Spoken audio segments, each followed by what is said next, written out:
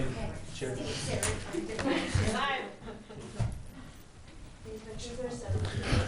All right, we will call to order the City of Ojai Parks and Rec Commission meeting for Thursday, March 2nd.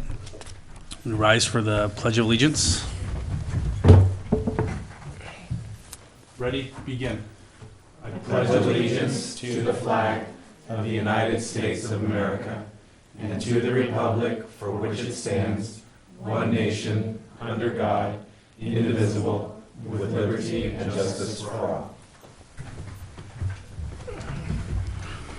All righty, thank you. And can we have a roll call, please? Oh, that's me. Commissioner Gilbert. Here. Welcome, Commissioner Jacobson. Thank you. Here. Commissioner Wilson is absent and will be absent tonight. Commissioner Entner. Here. Commissioner Dutter. Here. Commissioner Firestone. Here. Commissioner Murphy. Present. All right, thank you. First of all, welcome to our new commissioner, Mr. Eric Jacobson. Thank you. First meeting, thank you. Chair Dutter, if I could just allow him Definitely. a minute or two. I was telling Commissioner Murphy that I didn't afford him the opportunity to just introduce himself. And That was by design, though. was it? That's what I told him. Was it? Yeah. So, I told Commissioner Jacobson that I'd give him a couple of minutes on the floor to introduce himself. So, Okay, I'll be brief for the minutes. I'll give a little background. I grew up in San Diego. I moved to Ventura County in the 1990s, the late 1990s. I've lived in the Ojai Valley for about 4 years, but in Ojai City for about 2.5 years. My wife's family, however, has lived in the Ojai Valley since the 1860s, so a very long time. I have a background in public safety with 5 years of that as a medic and safety inspector.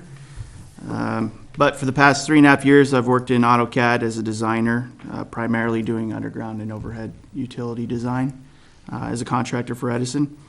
As such, I'm pretty good with logistics and problem solving. And I just wanted to thank all you guys. It's an honor to serve the recreation staff and the townfolk, the citizens, and the city of Ojai. great. Thank you, Eric. Welcome aboard. Welcome. Definitely welcome aboard, and Commissioner Jacobson's AutoCAD skills will be tested once we start, redoing the Sarasota playground and whatnot. So, public comments. I don't have any cards, and we will move on to the presentations. We have the Ojai Recreation Gymnastics team here. Yay, Welcome. Gymnastics. All right. Okay. Just because I do it best while reading. I've done many exhibitions at gymnastics, and every time I have to be up in front of the microphone, but yet I still read my entire speech, and it's been the same speech for like 20 years. So, hello, my name is Stacy Pergson. I am the assistant head coach for Ojai Valley Gymnastics.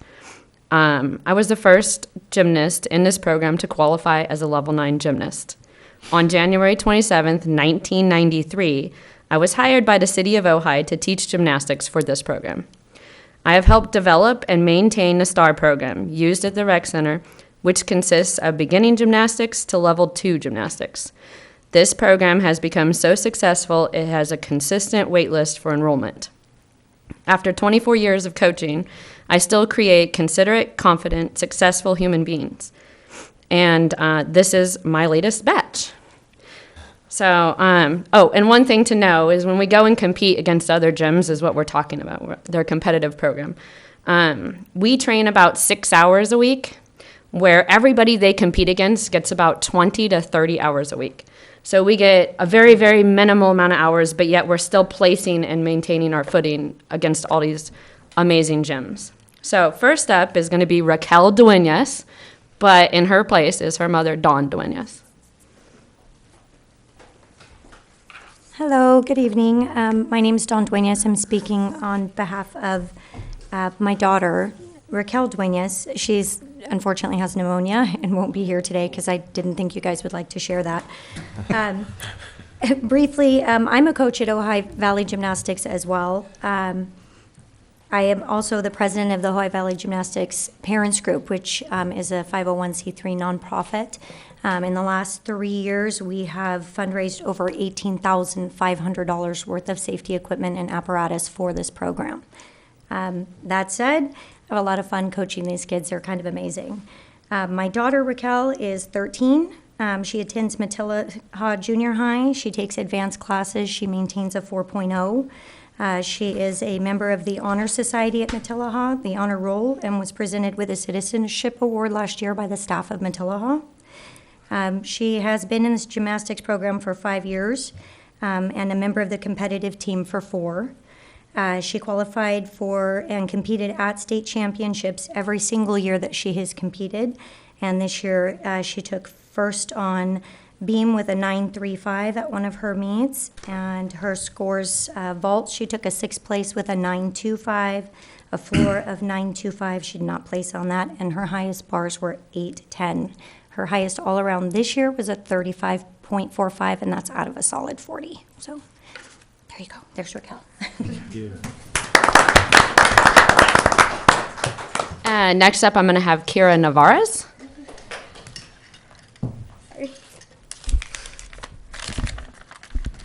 Hi, my name is Kira Navarez. I am a 12-year-old level 6 gymnast. I've been doing gymnastics for 5 years. 2 of the years I went to UCSB and it was not fun. I wanted to quit gymnastics completely, but that's when I discovered Ojai Valley Gymnastics.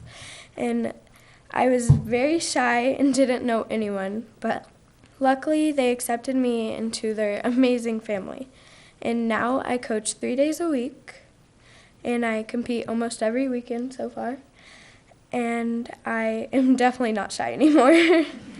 I go to Matilah Junior High School, like Raquel, and I also take advanced classes, and I have a 4.0 GPA. And not only have I became a level 6 gymnast, but I now have a second family, all because of this gym. And my best vault score is at 8.85. My best bar score is at 8.55. My best beam score is a 9.35, and I've placed second on that. And my best floor score is also a 9.35, and I placed 5th on that. My highest all-around was a 35.55, and this gym has done so many things for me. I don't even know where to start, but yeah. She's kind of displaying some of her mini medals that she's gotten over. She has them contained, but I know that they're in there. Some of her medals that she's gotten over just this season alone is what they're sharing.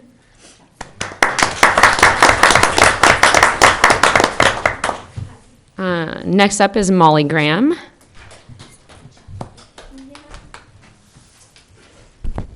Hi, my name is Molly Graham.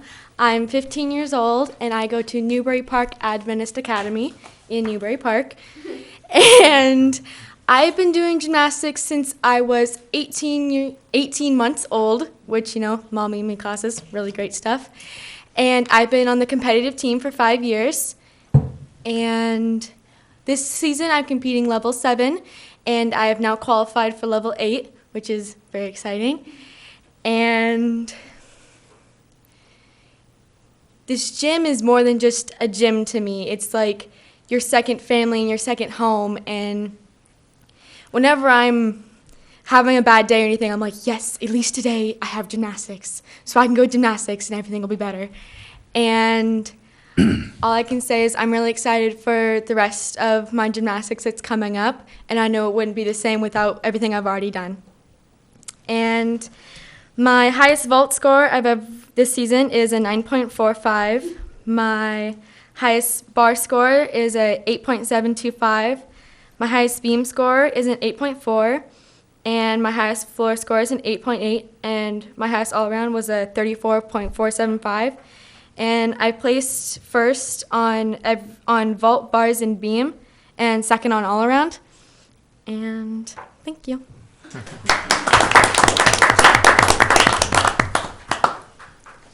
Whoop. All right. Next up on the list would be Heta Katri. And Heta is not able to make it because she's a second-year college student right now, and she's actually at VC. She has classes until 7 p.m. She is 19 years of age, I believe. She is a level 8 gymnast and has been a level 8 gymnast for about 5 years now. This year, she obtained some of her best scores, and she's a huge inspiration to every child that walks through those doors. Scores are a little bit crazy, I understand, but a 10.0 would be perfect. We've never seen a 10.0 at any of our meets, maybe a 9.9. So a 9.9 is kind of like wow in our world. And the 40 all around is what it would all total to at the end. So Heta's best scores this season have been an 8.6 on vault, a first place on bars with an 8.55, a second place on beam with an 8.6, second place on floor with an 8.8, and a 34.15 all around, also a first place. And I believe she is studying to become an engineer, and I believe she graduated with like a 4.7, a 4.8 from Nordhoff, barely missing valedictorian. So we've been creating super amazing things here at gymnastics. And last but not least is Miss Sarah Shields, and she is our Gold Excel competitor.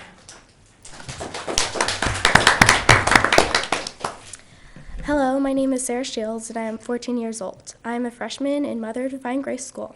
One of my most very favorite things to do is gymnastics. I've been going to Ojai Valley Gymnastics for almost 7 years. The level I am in is called Gold Excel. And these are some of my best scores this season. On vault, I got first place with a 9.15. On bars, I got first place with a 9.2. On beam, I got third place with a 9.15. And on floor, I got a 9.65, and that was first place. I also got ranked 14th in the nation. And my all-around score, I got first place with a 37.15. I also coach other kids in the STARS program. I love everything about this gym, but I especially enjoy being with all of the team members and the coaches. I'm so lucky to be able to be with all of these amazing and supportive gymnasts and coaches. I would not be where I am now without them.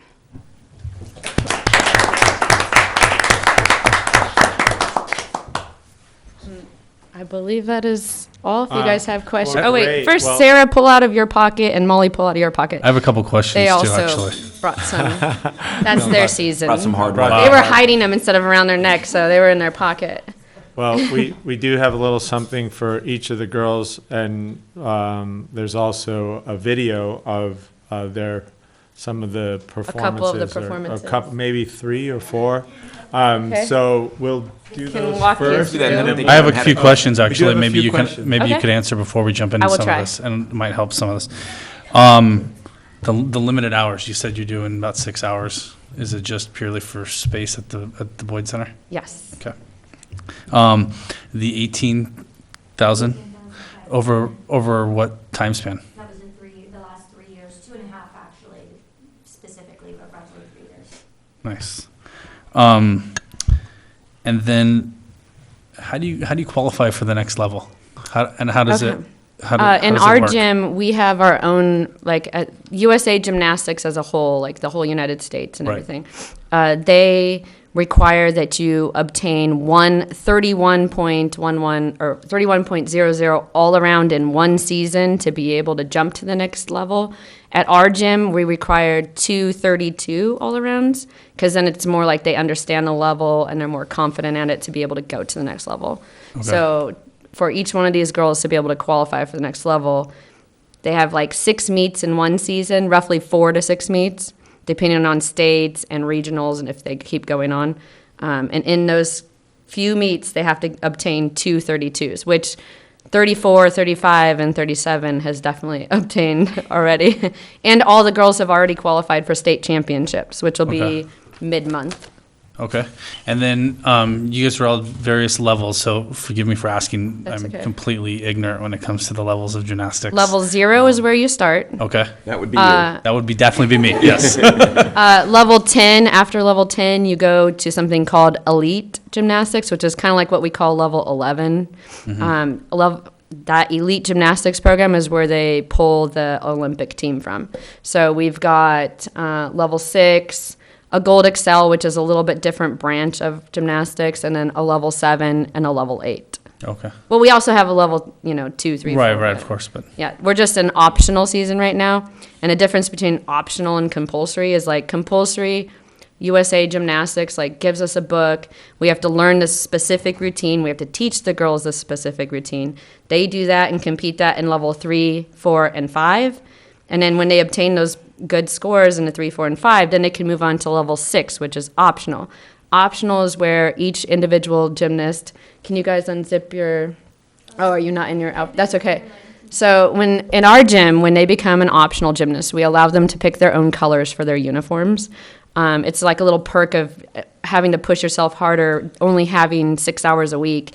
It's like we reward them by going above and beyond and becoming so amazing that they get to pick their own color uniform. And then there goes the rest of my thought.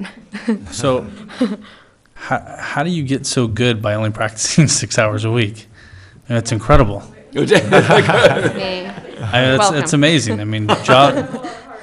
Yeah, I mean, well done.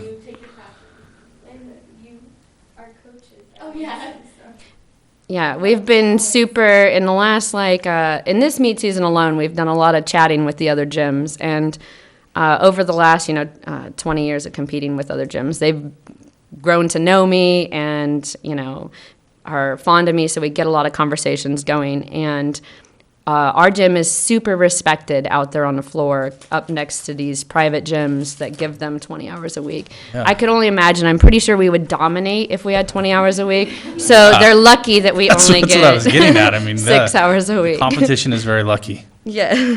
Well, and I think one of the nice things that I heard too with most of the girls is you're all giving back something. You're all staying around and doing some coaching. Is that? And that is a wonderful testament, Stacy, I think. Yes. To you. Yes. Thank you. Because I'm old enough to have been around when you started. Remember, because I used to run the 29 years ago. I ran the basketball program, and we used to come in grumbling because all the gymnastics equipment was set up in the gym. It's still happening. Right. So it's good that nothing's changed. But anyway, big kudos to you, Thank you. for being here 24 years, right? Paid. That's my Yeah, paid and your employment own 23 time, and years. to I've you spent 20. ladies as well for all the time and energy you put in. And I think we'll see some of that on the video we're about to watch. Oh, yeah. Definitely. Can I just interject? The floor routines that you're going to see. You know the mic. Oh, sorry. Oh, the mic. The floor routines and the beam routines, what you're going to see, those are things that were created by Vicki Hollingsworth and Stacy. Those are not USAG regulated. These are things that they've developed and come up with. So every routine is hand done. These are things that in a private gym, you would pay upwards of $600 to have a coach do. So. I volunteer that. This is Kira Navarra's. This is a level 6 floor routine.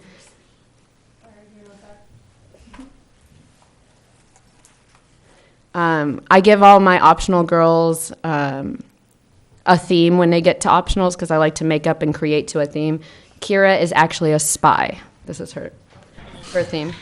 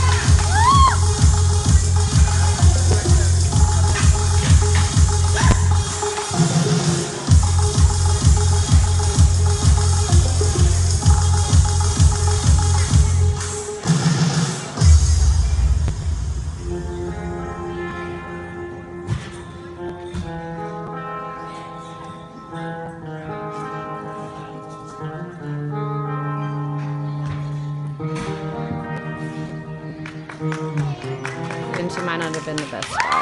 She did get caught. That was my first meet. Here goes. Come on, baby. This one is Raquel Duenas, and she is also a level 6. And super bendy, just to pre-warn you.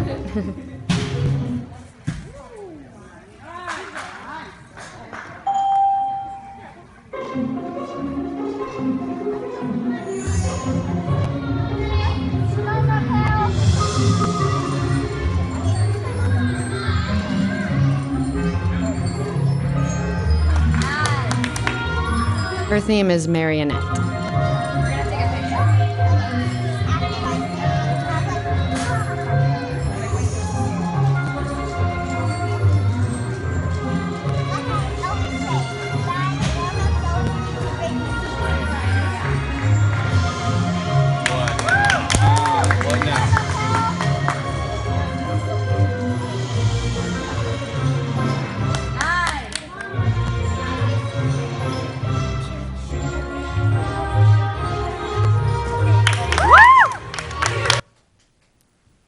When you hit optionals, there's a whole lot of like regulations that you have to go. They give you like a list of like how many different pieces and requirements that you have to put into their routine. So we have to follow a whole guideline and everything. Routines had to be like a minute, depending on what level. Some are a minute 15 seconds, some are a minute, some are a minute 30 seconds. It's just what level they are. Okay. So this is Sarah Shields. This is what she is ranked in the nation for, is this floor routine.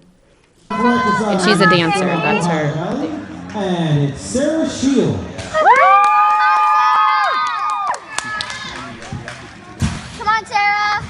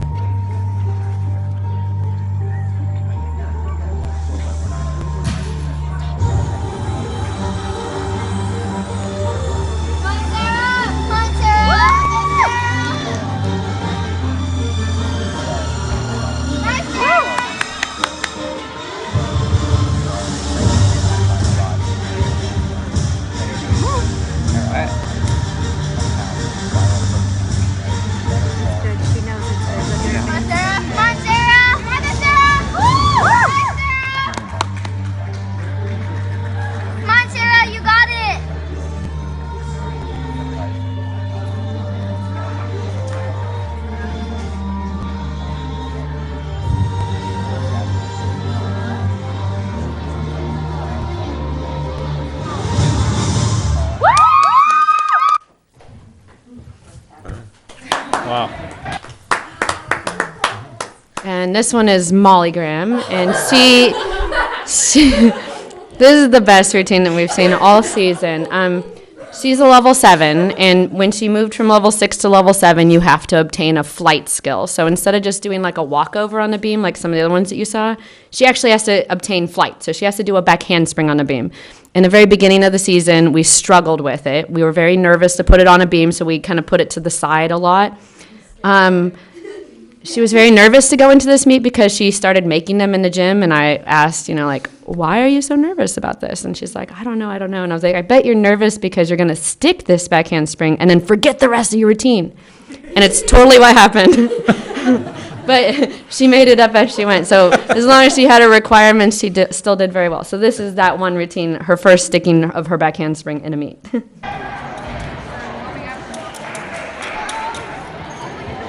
She's a ninja, by the way.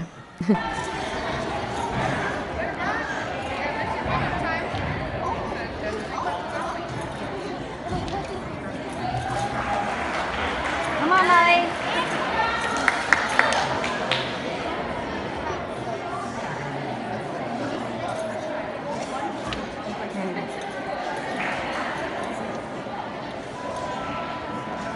Good job, Molly.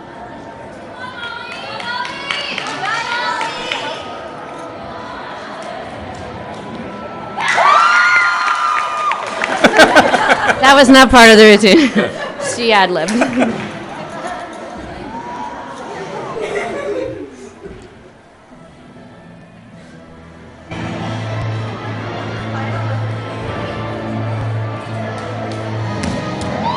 So you could imagine, beam is scary enough as is. It's 4 inches wide and 16 inches long and maybe like 4 feet in the air. So it's already terrifying. So to be able to overcome something like that is awesome. This is our level 8 gymnast. This is Heta. This is who is currently her second year of college, studying to be an engineer. And she's a pirate. So if you've come to any of my exhibition, you've seen her stab people in the audience. That's what she does. Here she stabs the judges.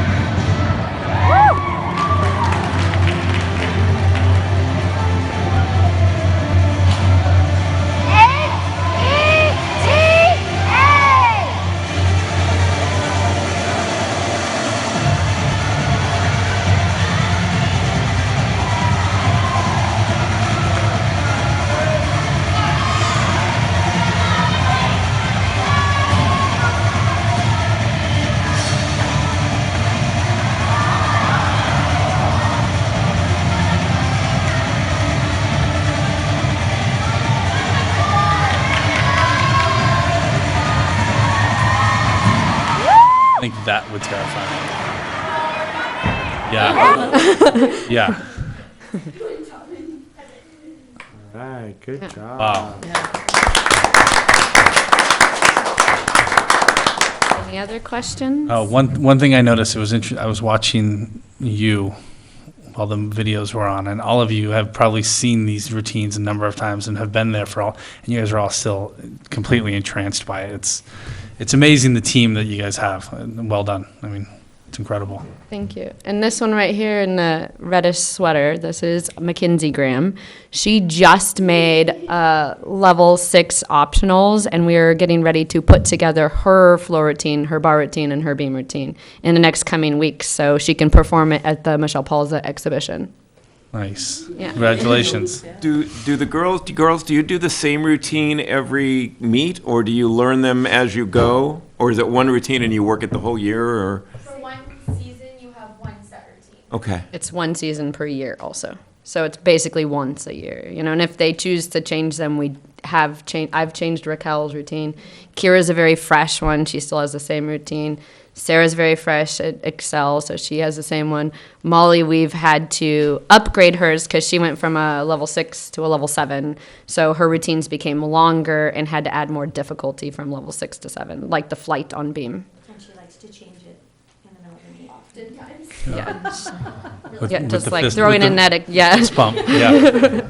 I was waiting for that next. I had a question. So we've been talking about using or suggesting to the council to use budget for gymnastics equipment. It'd be interesting to hear from you about kind of the costs of equipment and the Okay. needs over time and So- how you pay for that typically. What- Okay, so Is there there's one a- thing you guys are missing aside from a bigger gym?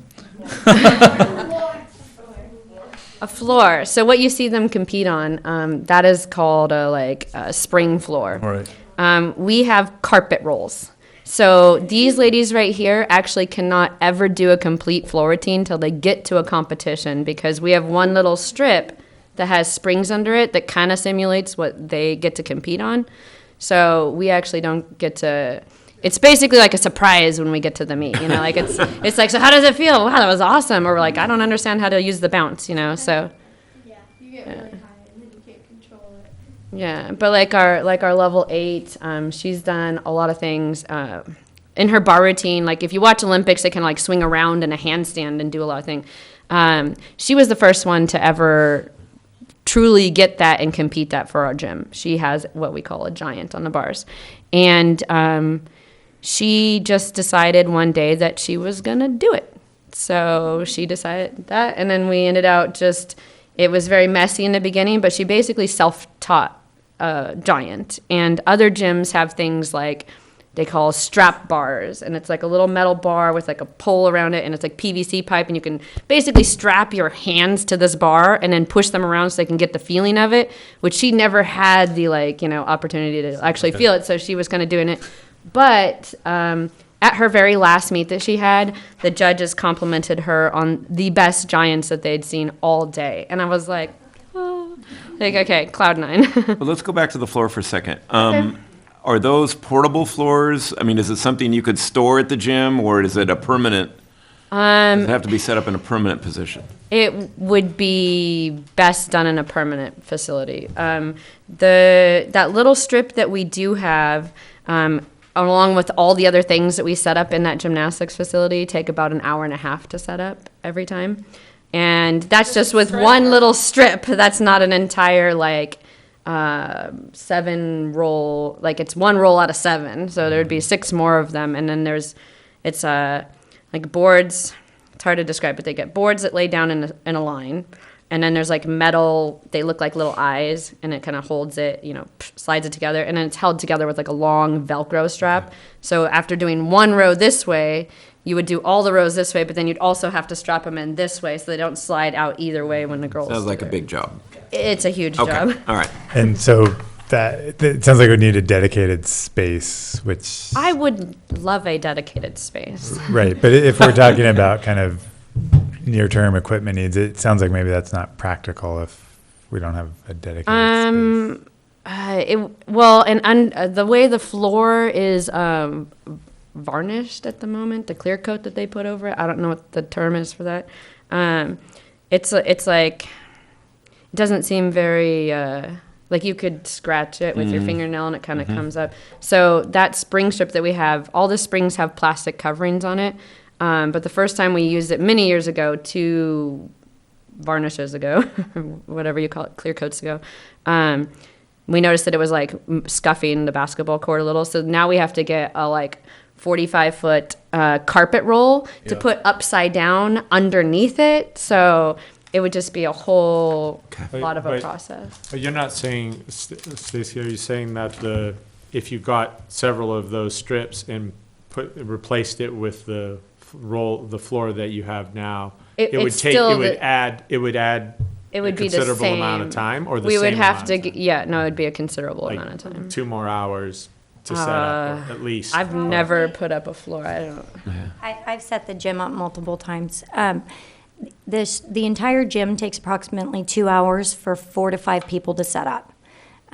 Once that's set, and that's just with the 1 spring strip. So I would imagine you would probably add at least 2 hours to set it. If you imagine a long, rectangle, and they're all kind of tongue and groove stuck together with those metal pieces, so you have to slide them all together. First, you have to roll the carpet out, flip each piece over, set them next to each other, squish them together, take a long Velcro, throw all of your weight into it, and yank it back. Then roll the mats over the top of that. So, and then taking it back down is another issue. So question, if there was, theoretically, so I don't get anybody in trouble, Right. a dedicated space, is there anything else that that floor could be used for, or would it damage it if people put chairs and tables on it? Or Absolutely. Okay, so it's we got to don't be a allow completely tennis shoes dedicated on that space floor. just for. Right, just for the that floor exercise. particular floor, the floor that we do have is, I'd say, roughly 10 to 15 years old, and back then, each strip was about $2,000, so I'm really defensive about people walking on Yeah, it with okay. shoes. So much is shoes, so we don't want other equipment on it, but there are other things in the gym currently that we do have. The parents group just purchased a $3,500 mat. The mat that you see them land on the beam, where they dismount and land on the ground, that's a $3,500 mat. So, and we're going to be requiring another one. We just purchased one. We require another one just to be able to vault with the requirements of USAG beginning next compulsory season, which is September. So in order to train them to even keep up with those gyms, we have to purchase another one of those mats. We always need panel mats.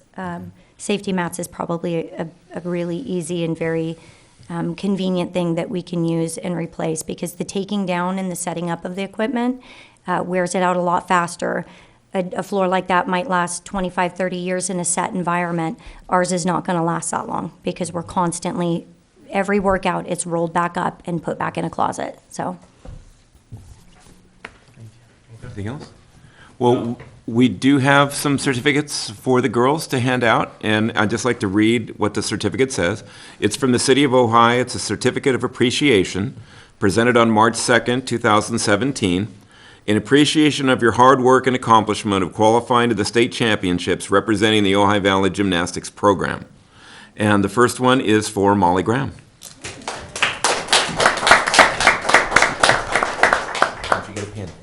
You're welcome. Congratulations. Would you guys be willing to look over here for just 1 second? Oh. Just, Thank you. great. The second certificate, and I hope I pronounced this name right, is Hedda Khatri? Khatri? Okay. She's not here. Okay. You'll accept on her behalf.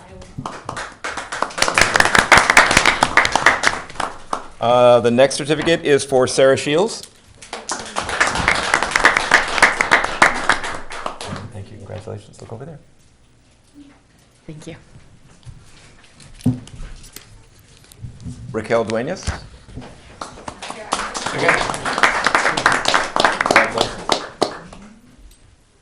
Thanks, guys. And last but not least, Kara.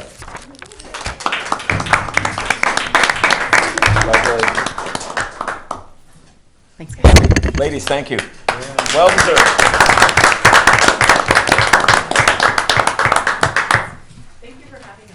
Yeah, thank you for coming. It's an incredible program. We love the sharing. Yeah. Thanks for all that you do, you guys. Amazing. Yeah. Well done. Yeah, thank you. All right, thanks. And you can stay and listen to how the government works, or you guys can go home and do homework. Go home and do homework. Yeah. That's right. To the government, will you come help me set up the gymnastics? Yeah, Commissioner Murphy would love to. Thanks, ladies. Great job. Hi, thanks for coming. So Allison or Soph, I have a question for you guys regarding the gymnastics. Do you know, or do you have an idea, even a ballpark, how many people are turned away each session because they're full?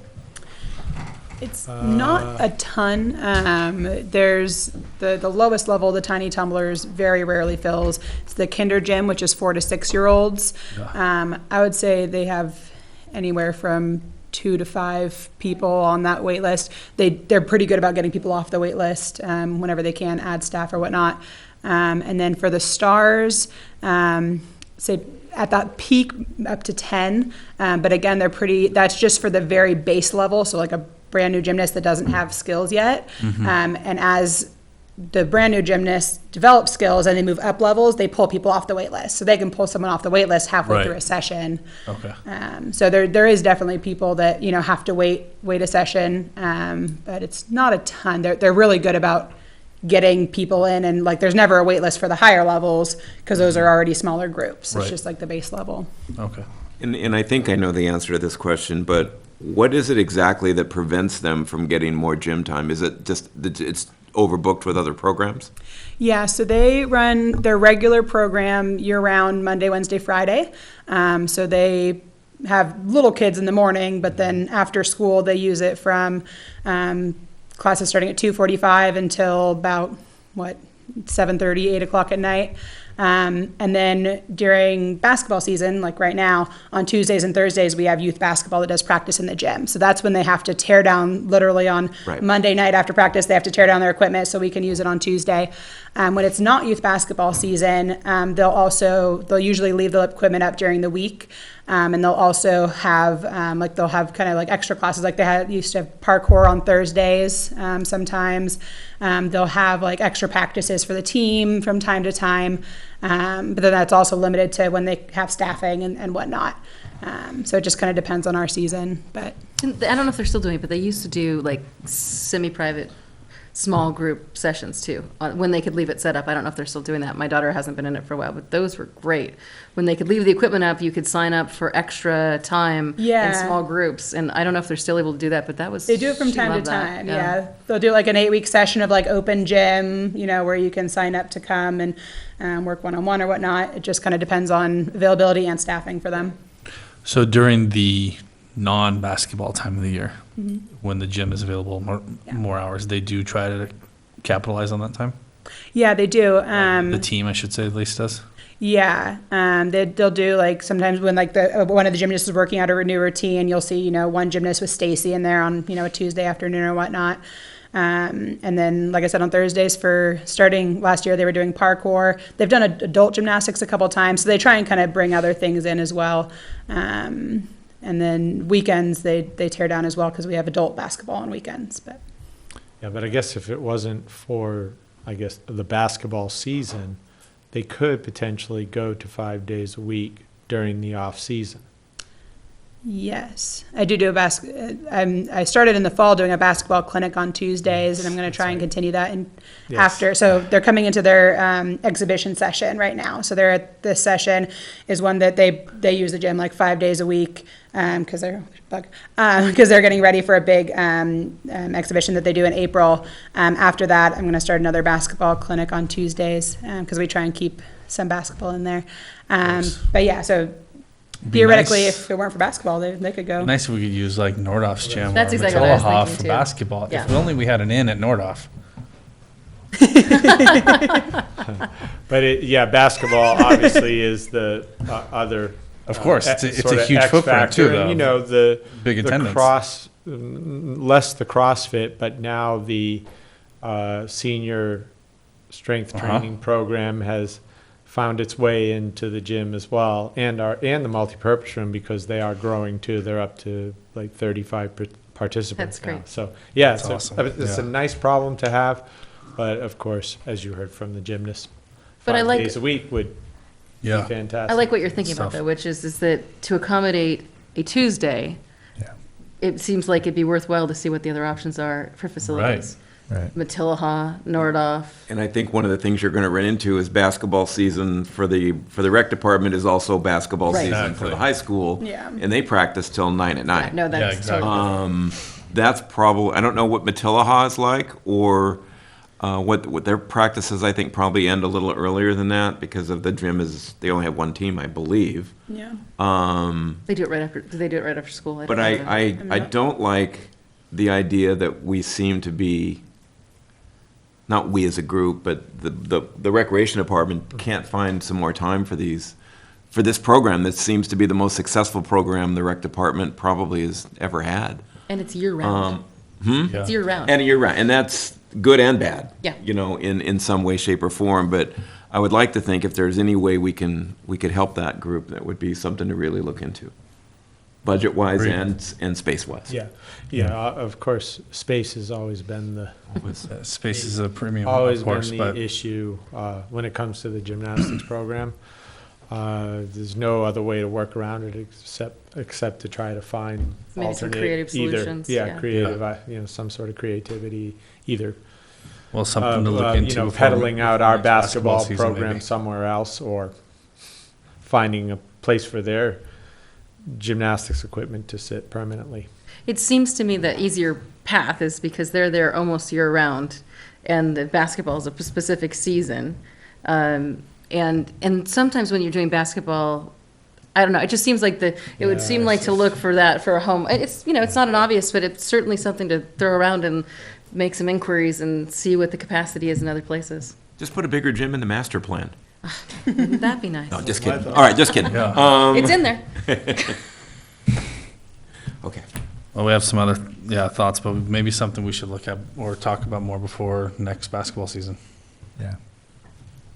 It's a thought. It's that gym is a great gym for basketball too. It'd be a shame. Of course. Yeah. Well, that's what I mean. The Just shame think of outside it the would box. be Though, not there's to use it for that purpose. That's there's for sure. Because there's I'm partial to there's that warehouse sport as well. space that's for lease over on Bryant Street. What if the gymnastics, or the city had a gymnastics, annex over off of Bryant Street or something instead? Just Yeah. off the wall ideas, but just throwing it out there. Because really, we could run. If you wanted to reverse that, we could probably run basketball year round as well. Exactly. You know what I mean? Yeah. Yeah. The only reason we don't is We because don't is gymnastics because is Exactly, balance. so- Well, I think that, I don't know if that's exclusively true. Kids like to play multiple sports. Doing year-round basketball would mean that they're not doing soccer, Right. I think gymnastics is a slightly different sport in that sense, that it doesn't have quite the specific season that basketball, we But know you could also when- have, little basketball season, like the 5-on-5, like Absolutely. soccer's got the Yes. 5-a-side going. I know, I just little want to bring things, it back but to yeah. the fact that it was going, for Agreed. the rec to going to a year-round team sport like that, for Yeah. one, would be it would be a different transition for us, because we try Yeah. and support Definitely. a broad offering of all different types of sports. Right, but I do like the idea of, you could add other programming, whether it's indoor soccer or, Right. but I'm just saying that gym, we need really 2 spaces. Yeah. Honestly, there's- is the bottom line. Yeah. Right. One's for sure dedicated to gymnastics, is pretty clear, but. And it seems too that gymnastics only has this as their outlet. All the other sports have high school competitive teams, Yeah. CIF competitive teams, where gymnastics is specifically, at least for us, recreational in nature. Yeah. So that prevents a bit of a challenge as well.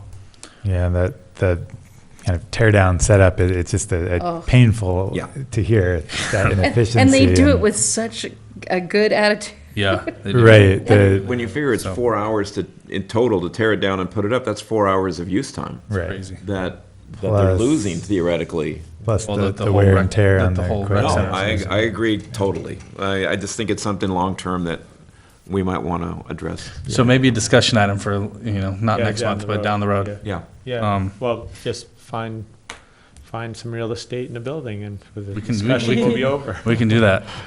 Adam, if I Yes. just wanted to excuse myself, I have to head over to the rec we have player drafts for Five-a-Sides night, so I'm gonna Nice. check in Oh, on them, so. thank you Excellent. guys. Thank you. Thanks, Allison. Thanks, Allison. Okay, police department report, Sergeant Matthews was here. Looked like he took a call for service. Yeah. Okay. We're getting closer back to having police report. We are. He was here, and then, I think he had to dart out, but no big deal. I don't know if that. I don't know, it's- Do you know Sergeant Cons- Matthews? That wasn't him. Okay. Public Works report, Mr. Grant. Was there an agenda on that? Was there a We couple had items? Sarasota, Happy. Just just some a couple carryover. update. Yeah, we had the first one. 6A was the Sarasota picnic area structures.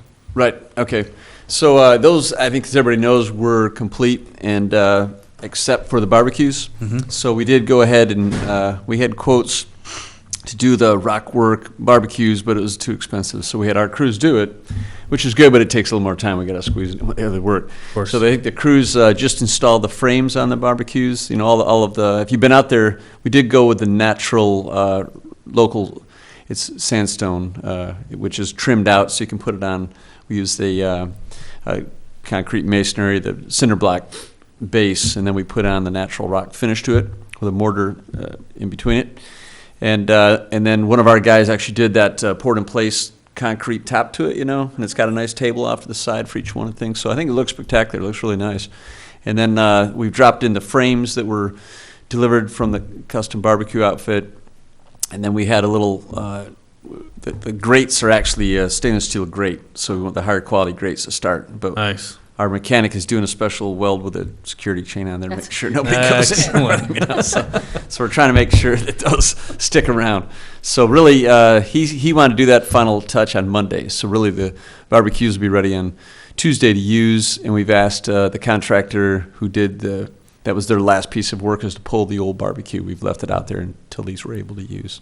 So we're that close to get them Very used. exciting. Nice. I think even the landscaping it's not permanent. That was all temporary landscaping through the rainy season, and it's all seeded in pretty nicely with the spring and everything. So that's good. But our crew still has to go in and put in the permanent irrigation system.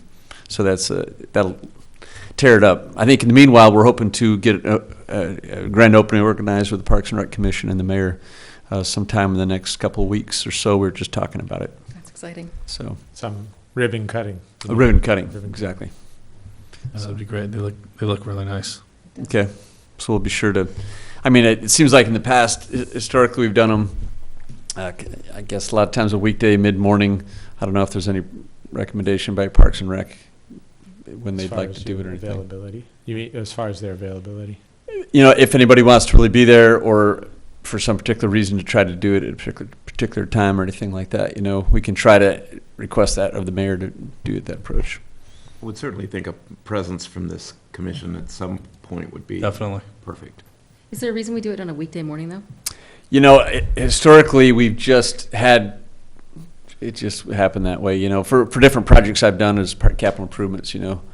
And so I think that's open as well, as long as it works. It's just coordinating the schedules with the mayor.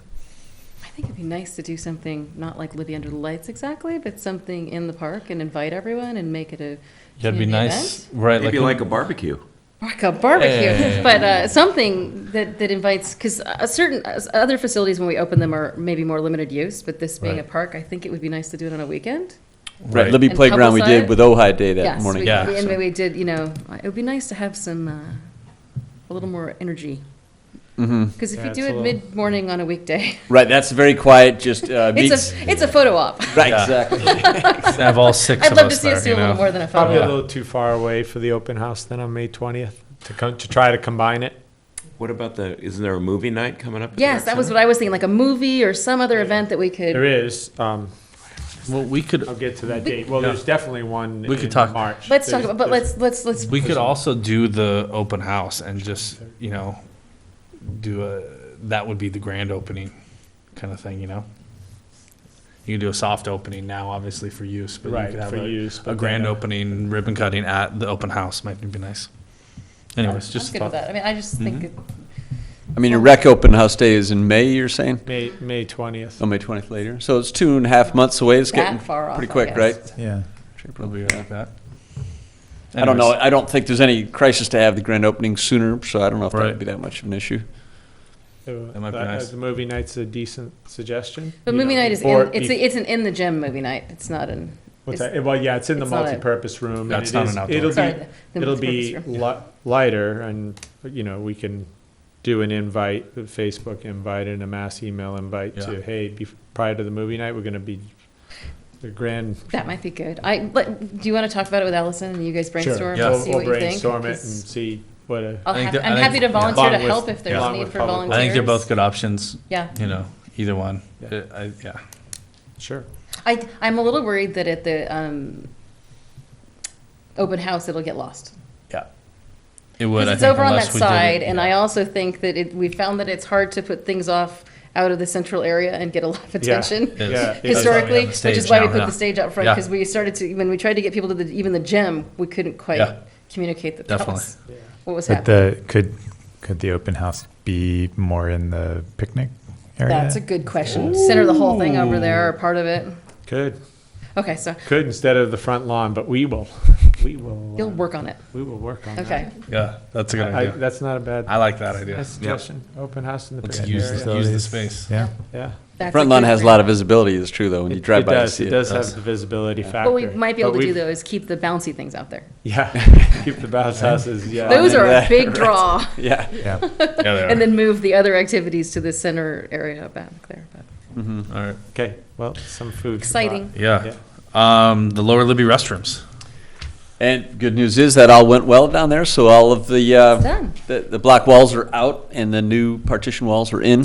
Holy Nice, moly. okay. And I'm gonna pass that photo around. Oh, you got I haven't I've seen got that. an odd. I'll have to go visit it. I did take pictures of the restrooms. I've got an odd Go show use it and just because. I a mean, bit it of is, an odd show and tell going on. I've it's, got it's a the- big change in that, There's really a lot is. of history yeah. on this one. What was odd was you walking in there with a camera. Yeah, it was. Sure was. And yeah, so I've got pictures of the new partitions, and then the other photos of our the adult strength training program this morning playing dodgeball. On the same. So just Okay. on the same Don't page. get Nothing to do with confused. each other. They have nothing to Nothing do with each other. And not only new partitions, but doors. Doors. With That being the doors. key component to That's this project. amazing. And they ADA compliant and It's fantastic. spruced up a couple things in there, cleaned it up a little bit, and cleaned out even the lights That's had great. a lot That of. was, you guys got it done quick? Yeah. Job? Looks really nice. Thanks.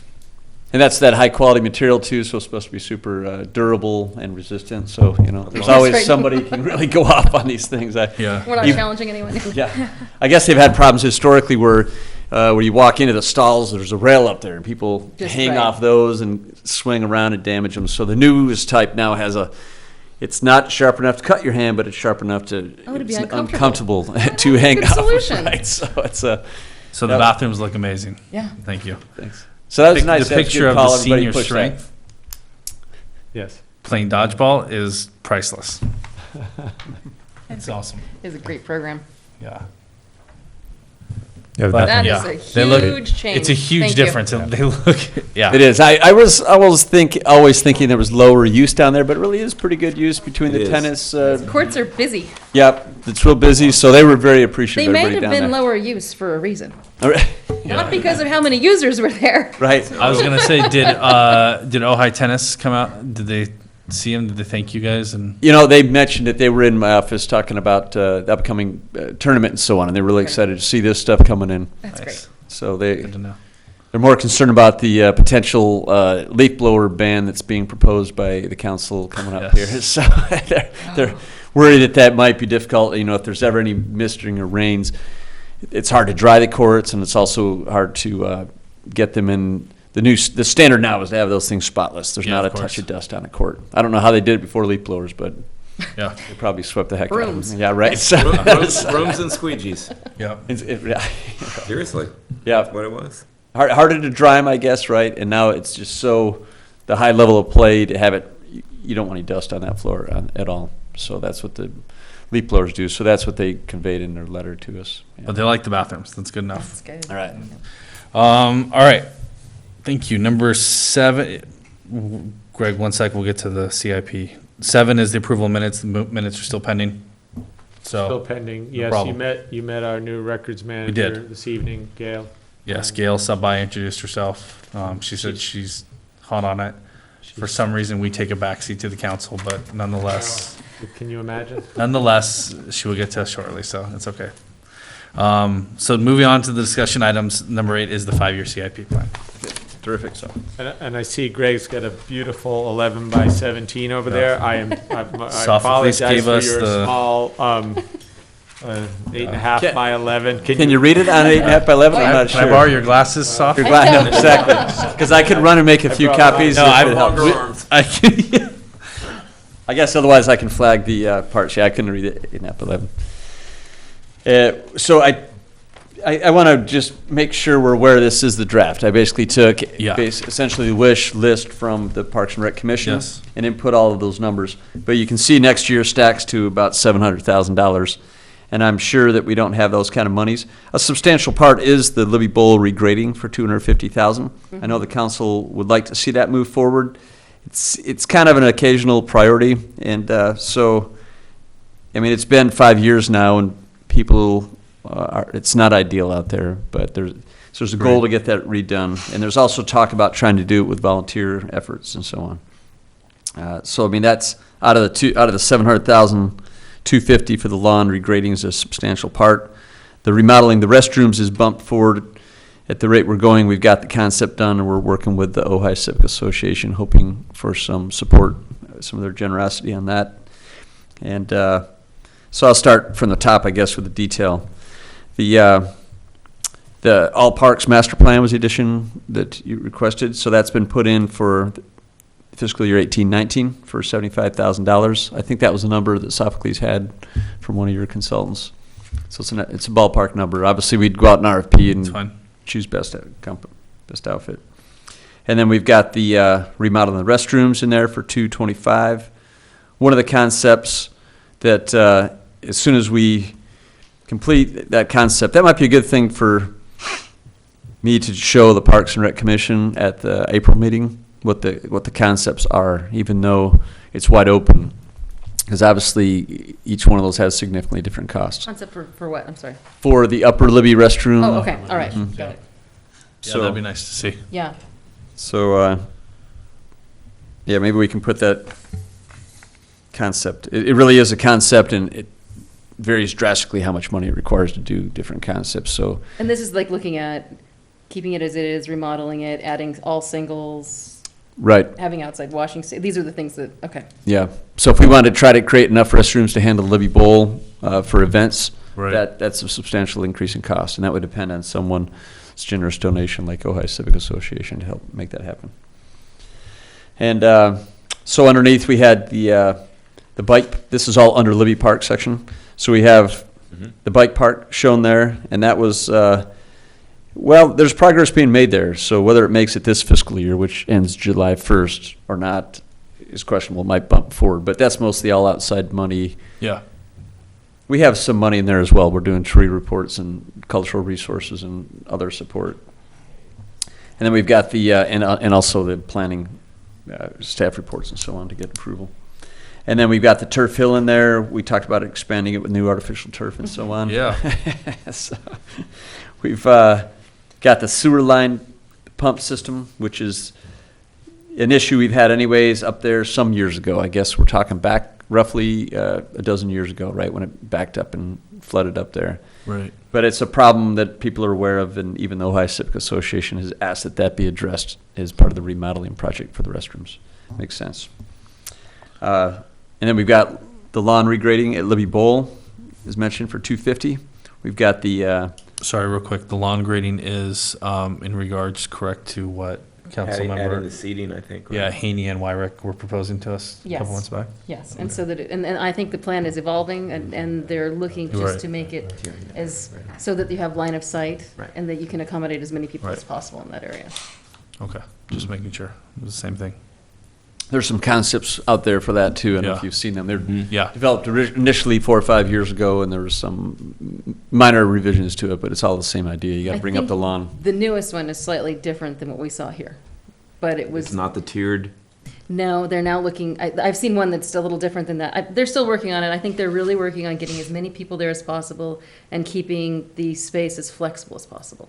Because they were talking about adding 300 spaces, Seats. right? Seats, Yeah. basically. Yes, and Which how is they just- do that is what they're still working on, the best way to do that with the best access and. I'm not sure if I heard that part. Is it actually, you mean folding seats, adding? No, no, no, no, no, No, no, No, no. instead Yeah, of for lawn doing, seats. there was, Yeah. I think the one we saw had, it was, It was Tiered kinda. tiered up with hardscape in between, and I think they've now looked at some others that don't have as much hardscape in it, and it's more free seating. Is Right. What I remember from one of the later plans that I've seen, because I think there was a lot of feedback from people that they like the flexibility of being able to use, the space in different ways, and the other part of it is, for organizations and nonprofits coming in, they like to have more space to put out, so if they're gonna do a dinner there, if they're gonna, there's a lot of, that space up there is used right now, a lot of different ways for different organizations and different users depending on how they use it. So I think there was a goal to keep that space as flexible as possible while creating the most seating you can with, good visibility. And still, the retaining wall will still stand though, because that one part, Yeah. that part is, necessary to make it work. But I think it'll come back to, it'll come back. I think they're working through it. Okay. It seems like if you go halfway back in that lawn, there's a concrete pedestal right next to the tree, and it's got an outlet on it, and it's about 3 foot tall. And essentially, that was the height that we're shooting for back there. It's about 3 to 4 foot tall right at that area. So it really needs to come up to that point, and then if you go pretty much flat to the back of the lawn, Right. that makes it difficult to see from back there. So you hate to start bringing that up. So right when you come through the sound arch, you've got a foot or so to come up. But that's kind of part of the concept design as well. So all that soil's got to come up.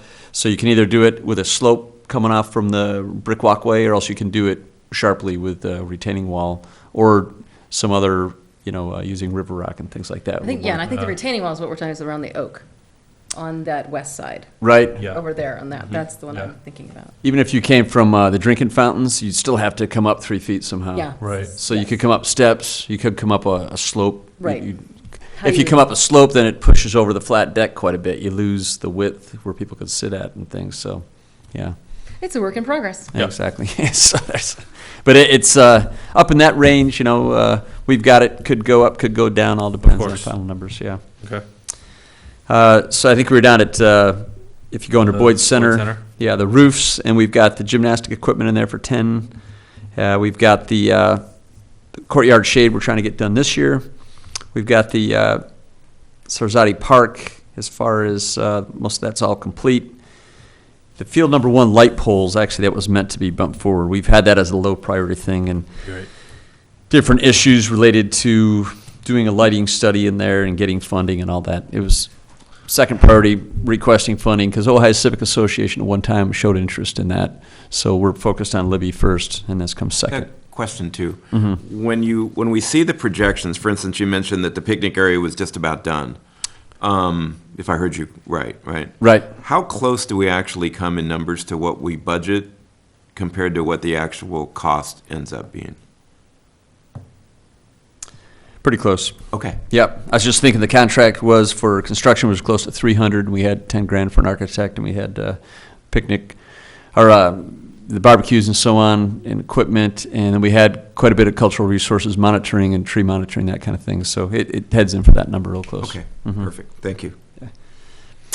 So let's see, underneath that was the outdoor basketball futsal. I think we put F-ball, but it should be futsal, right? So that's with no lights. And yeah, we had a lower number in before, but I know the consultant had mentioned higher numbers. I guess it all depends, again, what kind of quality you go for. Of course. And so we have 50,000 in there right now, split with another 25 to the next year, I guess, assuming that's going to really happen in the summer of 18 is what that indicates. Yeah, that wouldn't happen this year. It'd have to be next year. Right. And then you've got ball field renovation. That was a number, Sophocles contacted a contractor, and they said it was up in that range. But again, there's all kinds of levels of how far you regrade. That was kind of a full regrade with new material and new drainage material underneath it. Yeah. And so pretty significant. The workout shade for this year? Right. That's a go. That'll happen. Right.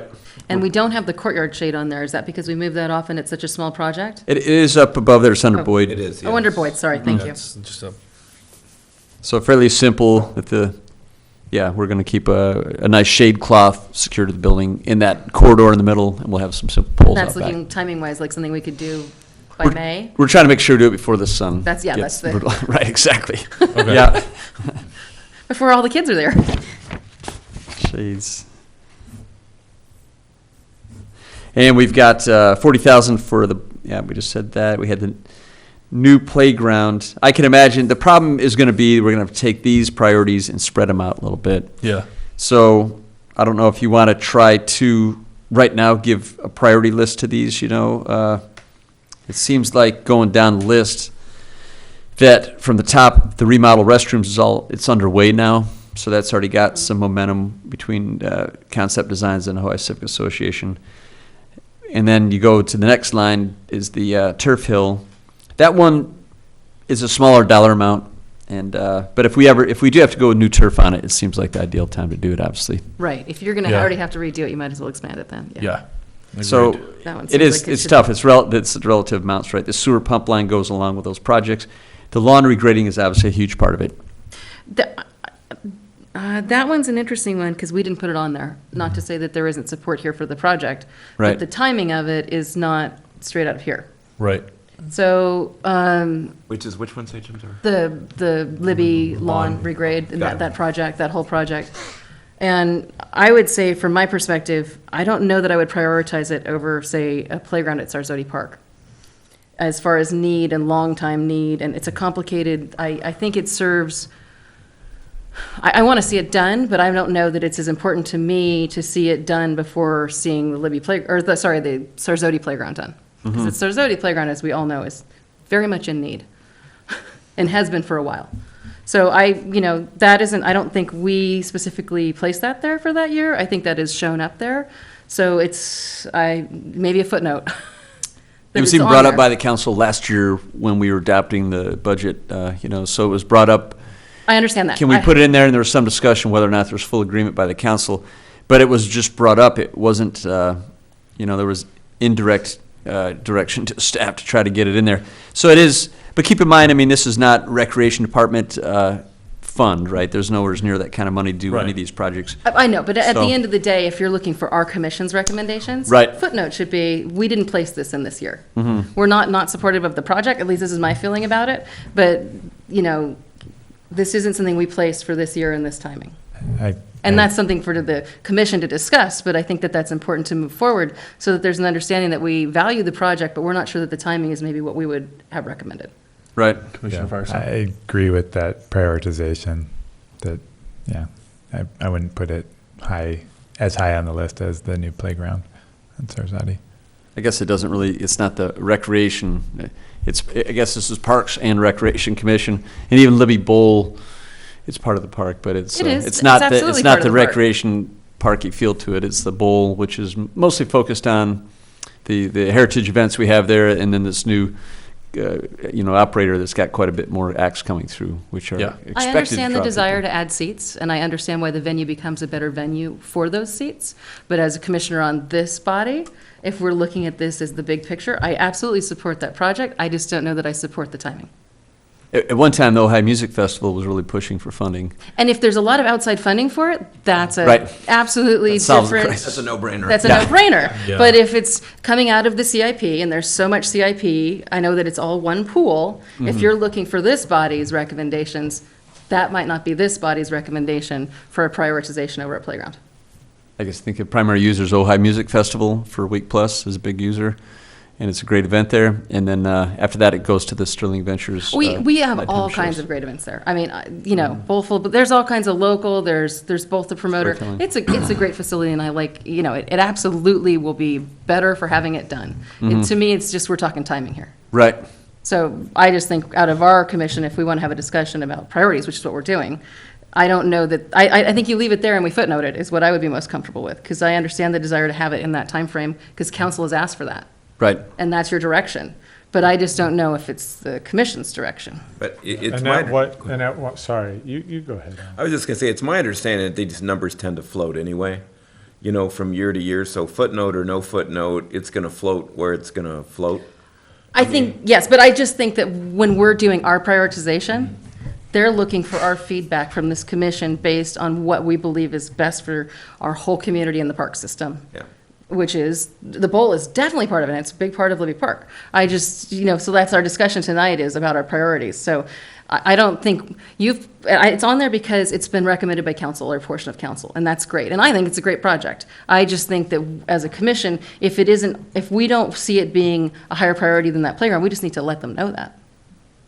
It doesn't change anything, because in the end, they're going to make the budget, they're going to make their decisions. We're just making recommendations, so it depends on what the recommendations are of our commission. So it's open for discussion. Right. And Greg, when will that go before council, like this CIP plan, and, at what point does this body make that decision as far as? Well, we don't ever make a you wanna- decision. no, We make what recommendations. you want to recommend. Right, as you know, What you want to recommend as your Well, at prioritized what list. what point does it go before city council? Usually June. Okay. And so I think, as Sophocles knows, we have, with the finance director, we're working on budgets for the next month. So Yeah. I think we'll have a feel at the next meeting, early April, how we're looking. I think we'll be short, and then how do we handle that? I mean, Yeah. there's things that the council can consider like reserves, but generally staff needs to level out the expenditures, we all want to do everything next year, we all do, but you Yeah, of usually course. got to say, can't do it, gonna have to spread it out a little bit. We have minimal funding out a couple of years, right? If you look at 1920, we've only got $4,000 planned. And I think for the playground, in all honesty, all we have for 17-18 is the beginning of setting aside money to finish that project. It's the planning. Yeah. The planning, It's right, the It's the design. 20,000 to begin the design, Right. because Yeah. we know that it's an incremental process. Yep. So I guess I see that one as lower priority, and then I guess the other ones, some of these are facilities. We were seeing how we did with these rains and the roof. Did we get roofs leaks? I'm trying to remember How'd during we that heavy do rain. a couple weeks We ago? did fine. Not great. any. Yeah.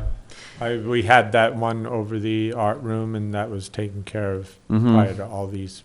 I know they've been on the list, and we've kind of pushed them a bit. I know they're in poor shape up there, but we've been using this repair material that seems to be doing pretty good. The same thing. I mean, that was a heavy rain. If it didn't leak then. It has not.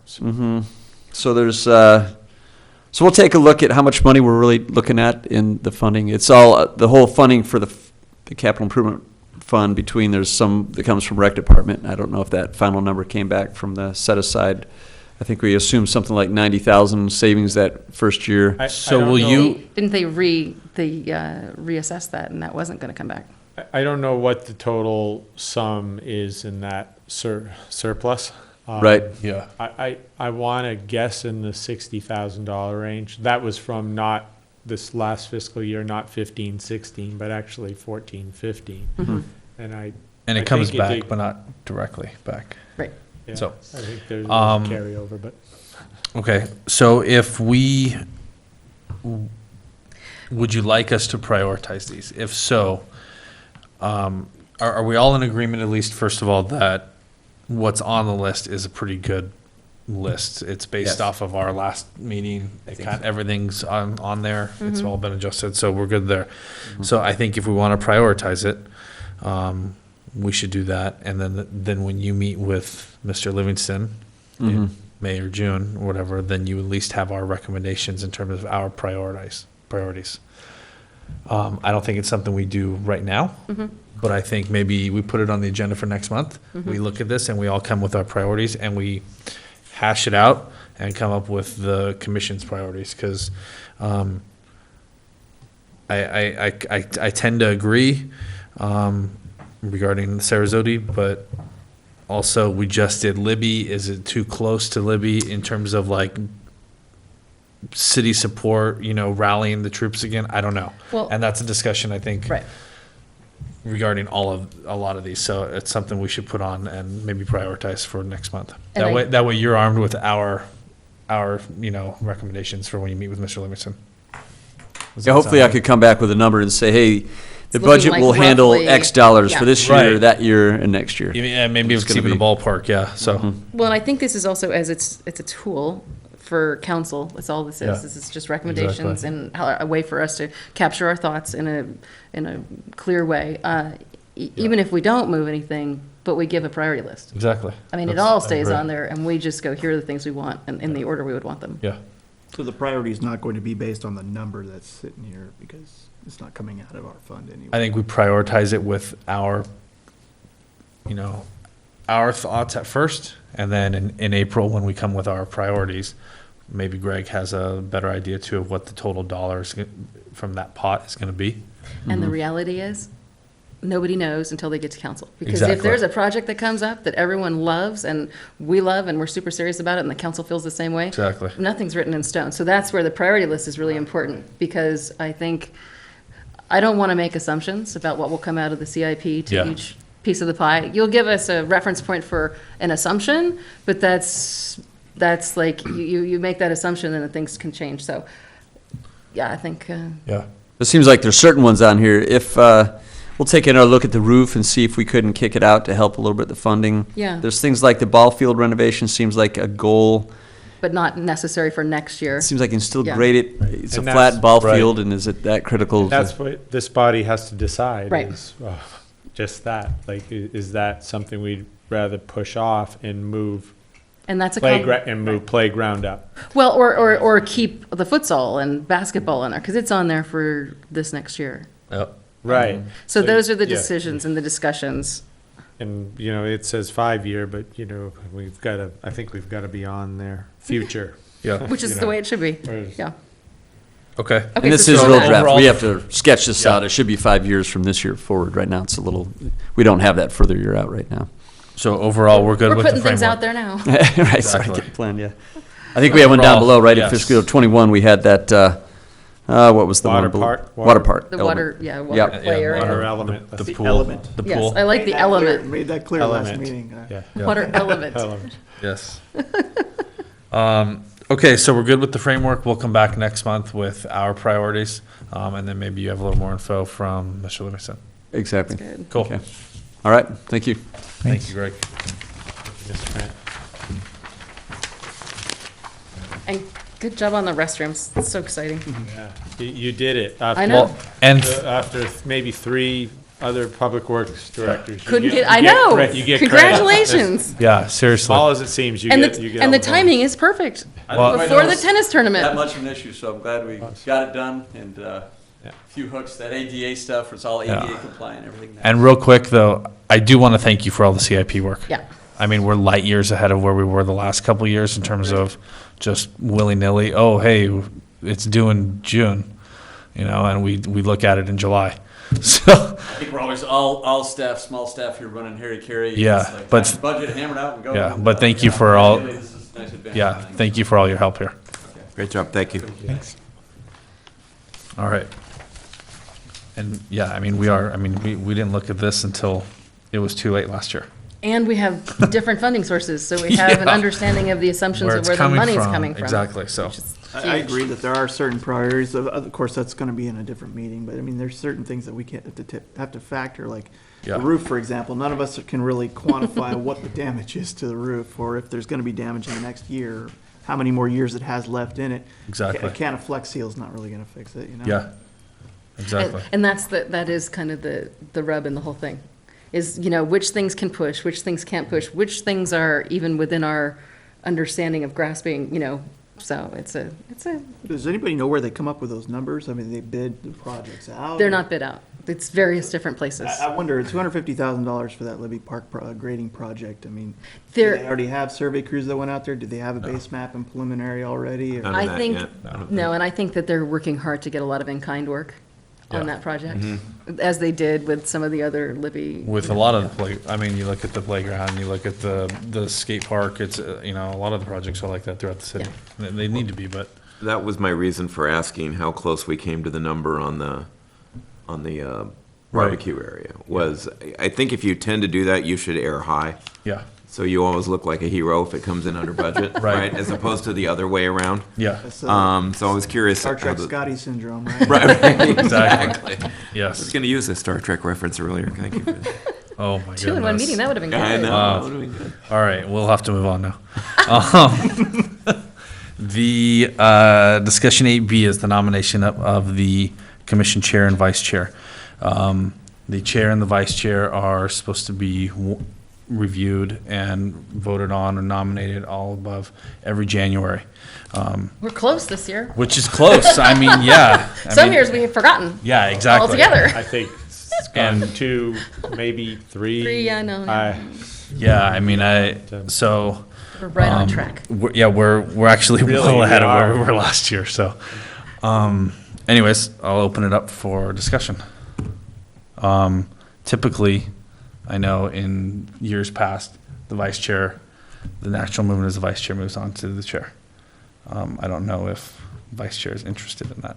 I am happy to stay as vice chair or give that to someone else. I'm not really interested in being chair. Okay. Anybody have any? Is this an issue? I mean, having only 6? I think we discussed, they're supposed to change, right? It doesn't have No, to change. he's saying Oh. that the fact that we're missing one commissioner is absent, and if we need all Correct. commissioners, Or majority, president. doesn't really have a president. voice. Well, I mean, we have a quorum. I don't think he needs to be I here. read the handbook, but I don't remember now. Reading all through the handbook, it doesn't say Doesn't that s- I all don't think need so. to be We present should doesn't. put for it that off vote. and consult the city attorney. On our advisory commission? Yeah. Well, I think we could, if this body wanted to make the nominations tonight, it could go forward despite the one absence, so. I think we should go forward, yeah. I would be happy Wait. to see you do it again, Adam, if you're interested, but But when we were having that discussion earlier, I'm not sure that that's actually allowable. I think it's. it says in there that you have to switch each year? It says you should nominate a new chair once, it should rotate. You should nominate a chair. Oh, okay. You should rotate, it shouldn't be the same person essentially. It's like term limits. Maybe that It's really in the is a beginning, question for the it's city actually Oh, in the, I should read closer then, because Well- in all the years I've been here, I know. it's been at and we haven't the been desire doing of it. the, no, we have done it, and we haven't had any hard and fast rule that it had to change.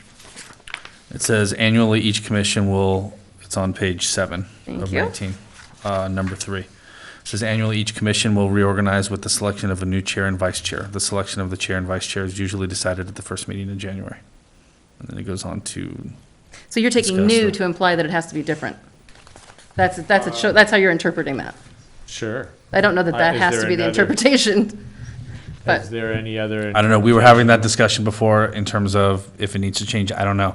it's new to that year. Right, it is technically new, at least it's been revisited. I don't know how, I think, honestly, I think it's gonna depend on what we wanna do. Yeah, I don't think they're gonna come back and say, hey, So let me ask a question. As one of the newer yes. people, what exactly are the requirements of the chair and vice chair? Well, we talk occasionally on other things. Soph and I review the agenda before it comes out, and various other, meetings or to-dos or, communications throughout the month. And then it's also, obviously, the meetings here, and then the vice chair in turn steps in if the chair is out as well. Those are the specific. I can see a little bit of your point in reading it, but from what I understand at the staff level, there should be a rotation of a different. It doesn't say the word different. It doesn't. It says new. So that's a staff recommendation at this point. Yeah, well, and then it just says traditionally, to read on in that same paragraph, traditionally, the vice chair would automatically move into the position of chair, but the commission must vote to appoint the chair, and therefore it is possible that another commissioner may be appointed by a majority vote. But they're just talking about the vice chair's transition from the vice chair to the chair, and they're saying. It started with traditionally. That's not Yeah. they're not No. stating that you need to do No, that. no, They're giving that- you a cultural reference point to Right. what most commissions do. But as far as just to the be word- clear. Yes, So- but as far as when you say a new chair and vice chair, to me, I would interpret that as different. I agree. Okay, well, that's up to the body to vote, I Yeah. think. I don't know that that's hard and fast. The language could be interpreted more than one way. So the question is, if nobody's going to step forward, then who's going to take one for the team? Well, it's not a question. I don't think that's really what the Yeah. question. So I just ask, what would keep you from moving into the chair seat? Oh, I mean, I could absolutely do it, but as far as time commitment and consistency on all the time, I just am not sure that I would give it as much as maybe somebody else. I got a lot going on. I have, I stepped up. I've done the playground. I've done lots of things, and I usually can fit it in, but I am just, That's why I was asking. I was wondering what the time difference is between a vice chair and a chair. it's not a huge amount. Well, vice chair doesn't have any time commitment other than covering a meeting when necessary. And if there, is discussion to be had about trying to organize an agenda, sometimes we will communicate just the two, Right. between the two of us. No, it's not a big deal. And I'm fine with whoever wants to do both. I mean, I could easily do it, but, What do you think, Is Commissioner anyone Patterson? else interested in taking that position? I would say that I'd be interested. I would also be happy to keep our current chair and vice chair, or re-up them. And I would be interested too, but as one of the newer commissioners, I don't know if that would be appropriate or not, but. I don't think it doesn't say you have to be on the commission for any length of time to be No, I don't think- Exactly. nominated to be the chair. I don't think that at this point continuity would be bad because we've had a lot of turnover and transition and we're finally a full commission again and it's been a while since we had. So I wouldn't mind keeping the chair the same, but I'm absolutely fine if we do something different. And if anyone would like to I be think vice somebody chair. else needs to, in terms of, I don't think I should weigh in on this. Yeah. Yeah, well, I mean, I hear your point about, is it necessary? Is it absolutely necessary that we have to nominate and elect? Oh, we do have to do that. That's an Right. Oh, absolute is that what process. you're I am not- totally yeah. clear on the process that you do Okay. nominate and you do vote. The clarification is on whether it could be the same Who can we person or not. nominate? Yeah. Yeah, what new means. When I think the two key words are reorganize and new, and I think that sort of leads you down the path of they want change. They Okay. want different people. That's just Yeah. my interpretation. But I mean, we could, if the chair decides to table the discussion to the next meeting, we could. So if you I want don't me to see get any- clarification on that, otherwise. I don't see any We point can in doing move that forward. myself. I don't think we Okay. need to table it. I would rather either, one way or the We'll, other. get Yeah. it over with. Well, I'm happy to What do you nominate think? either of you two. Yeah, what do you think, Commissioner Gilbert or Commissioner Jacobson as the newbie? I agree with the idea that a new chair, just like the wording, I'm in AP language, so I'm just syntax wise, I feel like it does mean having a new chair and even possibly a new vice chair, just because new can apply to both the chair and the vice chair, but I'm happy with the same people doing it. It just, wording wise, I believe it means to have new people fill in the roles of leaders. I agree. In its syntax and in its spirit, I think it needs a new person. But I'm not really qualified to say who that person is. Well, then I will happily nominate Ryan as chair. I will second that if Commissioner Firestone is interested. I'm interested. Okay. Yeah. So then we take a, All in favor of Commissioner Firestone as the new chair? aye. Aye. Aye. Aye. Passes. Motion passes. Now we go. need a vice chair. Congratulations. And Pass that gavel over. And you get to sit in the middle I think now. you finish. I think you finish. Yeah, I don't think it's that quick. Yeah, I don't think it transitions that quickly. So do we have a motion for a vice chair now? Who's interested? I would be. Nominate Commissioner Murphy. We have a motion to nominate Commissioner Murphy as vice chair. Yes. We have a second. Oh, I'll leave that to you. That's yours. Do we have a second? I'll second. That's the chair's You got your job. second? Sorry, Chair. We got your second? You're still in charge. Yes. All in favor of Commissioner Murphy becoming the new vice chair, say aye. Aye. Aye. Hi.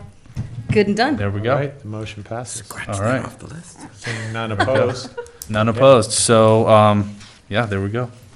Congratulations, sir. Congratulations. Okay. All right. All right. CPR first aid training requirements. Okay, so I did reach out to our CPRS and didn't get hardly any feedback except from one city. And their response was that their full-time staff are required to have CPR and first aid, but not their part-time staff. And then I moved on to our CJPIA, our insurer, the city's insurer, and so it's still unclear as to exactly what the requirements are. So I'll. Is it unclear or there just aren't requirements? Well, I'm gonna. Well, I'll read the email actually that I received from our JPIA, if I can find it. What city then was it that because- responded to you? I don't recall. That's okay, I was just curious. Yeah, I don't recall. But I don't think there are any steadfast, but let me see if this is, it's almost as clear as the commissioner, the word new means. Okay, so this came from our JPIA. There is no legal requirement to have all individuals who work with children trained in CPR and first aid, unless it is a child care facility, school, or aquatic center. However, it is best practice to have those who work with children trained. The California JPIA offers the training free of charge to its members, and it is from an American Red Cross certified instructor, so it meets all the requirements. They should receive this training every 2 years. Managers and supervisors should receive this training regardless. There is no liability for someone who renders first aid or CPR under the Good Samaritan law. So I haven't received an answer back from this, but I followed that back with, well, we are at a school, but we are not a licensed child care provider. The recreation department, whether we're on site, off site at the schools, we are not licensed child care. So when it's a bit vague to say child care facility. Is that a licensed child care facility, or what qualifies? What's the definition of child care facility? So I've asked for clarification, and I told them we are not licensed child care. So, but it says school, but I'll talk about the school for a second. In some of that investigating, not everyone that works for Ojai Unified is, and I would say even certificated, is trained in CPR and first aid. Not to say that we shouldn't be. I'm just saying the requirements are a little muddy. So what is legally on required. aquatics though, they're already all trained. Your staff there, aren't they? Yes. Because that's all part of. So aquatics is covered. Well, aquatics We're is already absolute- good to go there. Yes. Okay. Aquatics is absolute. Anyone at the aquatics facility Has taken the training. Has taken Okay. training. It's That's what I part of- thought. I just wanted to yes, make. it's part so of the we're- lifeguard. We've got that training. covered. Yeah. Okay. Yes, So we have that covered. we heard from our insurance carrier, is that? Yes. Okay. So have we consulted the city attorney? Haven't asked the city attorney. That's where I think the issue comes up, is Well, he's- where are we legally? He's not gonna be able to quantify it with that letter. No, right, that's what I mean, but I think the attorney can decide where our liability is and isn't, and where do we need to be to protect the city? 'Cause I But think what does that's- come out of that is best practices is have everybody certified. Yeah. Well, absolutely. I mean, I'm not debating it, but I mean, really, even what that says in there is that legally, no, but best practices, yes. That's what I would take Well, we away. don't- Sounds like legally question mark. That's my question, because where you're hearing from an insurance company they don't care, really. The JPIA actually, They do. they do they care. push on a lot of things when, well. They're you willing wanna- to provide the training. Well, and they said there's no, at no cost. Well, and we're trying to decide what that means too, because even the minimal certification, as Allison pointed out, it's $27 for the actual get the certificate. So Right. are you saying you're covering, we have a few more questions that need to be answered from our own JPIA, but we, as the city and recreation department, we are going to do everything in our power or time-wise to get as many people trained as possible. So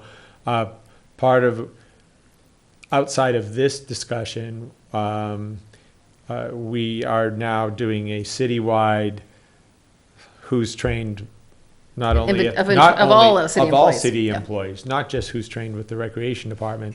And so we've reached out to the other departments to say, okay, who's currently certified? And, where are you at as far as when was your certification issued? And is the city going to make a decision from that point to say, we are going to make it a policy to get everyone certified in CPR and first aid, not even just for those who work for the recreation department, because in that inquiry out to other departments, come to find out in about a week, the Public Works Department is being, by the JPIA. Trained. Obviously, we weren't communicating with the JPIA, or I don't know, our interdepartmentally we weren't communicating, but anyway, they are going to be trained in a week's time. As a The staff. as a staff, the Public Works Department. But there's still 3 spots where our own city staff can go with the Public Works Department to get trained, but anyhow, Well, so they- for the, what's before our commission tonight is to review and discuss currently what we're doing and maybe what we think a good where we think it should be going. Isn't that's what I Yeah. take away from our Yes. discussion item. Yeah. And so I think the legal part, it's a great recommendation to go to the city attorney and get some to weigh in. But the reality is, I think, from my perspective, is the goal is 100% for every employee. And then the next question is, how do you get there? And I think that's kind of how I see the arc of this. I would agree. I Sure. don't think, I mean, it would be very nice to know what the city attorney says and what our legal, obligations are, but I don't think it matters. I mean, I think ideally we should be certified, the staff should be certified, end the discussion. And whether you're a daycare facility or an after-school program, I know at our school, not everybody in the after-school program that's run by the PTO is CPR certified. So I know you don't have to be. But just because you don't have to be is not a reason not to be. Sure. And especially when you're dealing with, I'm going to go back to it again. You're dealing with the kids. It's crazy not to be. Just because they say, well, the state says we don't have to be. That's, yeah. we're other- after school. We're not a daycare. Well, that's. I was going to say that Sophocles, you've mentioned some of the practical barriers to 100% training. So I think maybe another way to look at this is the minimum coverage we want in various situations or types of situations. So, if it's not everyone at, say, the after-school program, is it at least one person or Yeah, two or the people. majority, or Right. however, yeah, Yeah. Currently, it is the majority in the after-school program, and I would even say, during our summer program as well. So we are compiling that list, and once we get that final list, I mean, we'll at least share the. I can tell you that the majority of our independent contracts are not. Independent contractors are not. Because But you're the majority- contracting with them for programs that they bring to you. Yeah. Yes, on the flip side of that, the majority of our summer staff and recreation staff are, like the gymnastic staff, they are all, and even the gymnasts went through, some of the young coaching gymnastics participants and coaches are trained in CPR and first aid. So we'll get you that number and percentage as best we can. But what I think the other part of our discussion was in the last meeting was, are we making it an employment requirement? Like after the first 90 days, you are required to get CPR and first aid training, and however you do that, whether it's through the city or on your own, you need to have it. Just the recreation department. I'm not going to put Yeah. that onus on the rest of the. Well, that's all we're the other concerned with here. departments. Right. But yeah, so that's Listen- a policy decision. Either you could make that as a body, make that recommendation, and Allison brought up, though, that one of the things that's coming down the pipe is an online version, because a large portion of what the problem is that some of these part-time people have multiple part-time jobs, and asking them to come do a training for that many hours isn't probably reasonable for some people.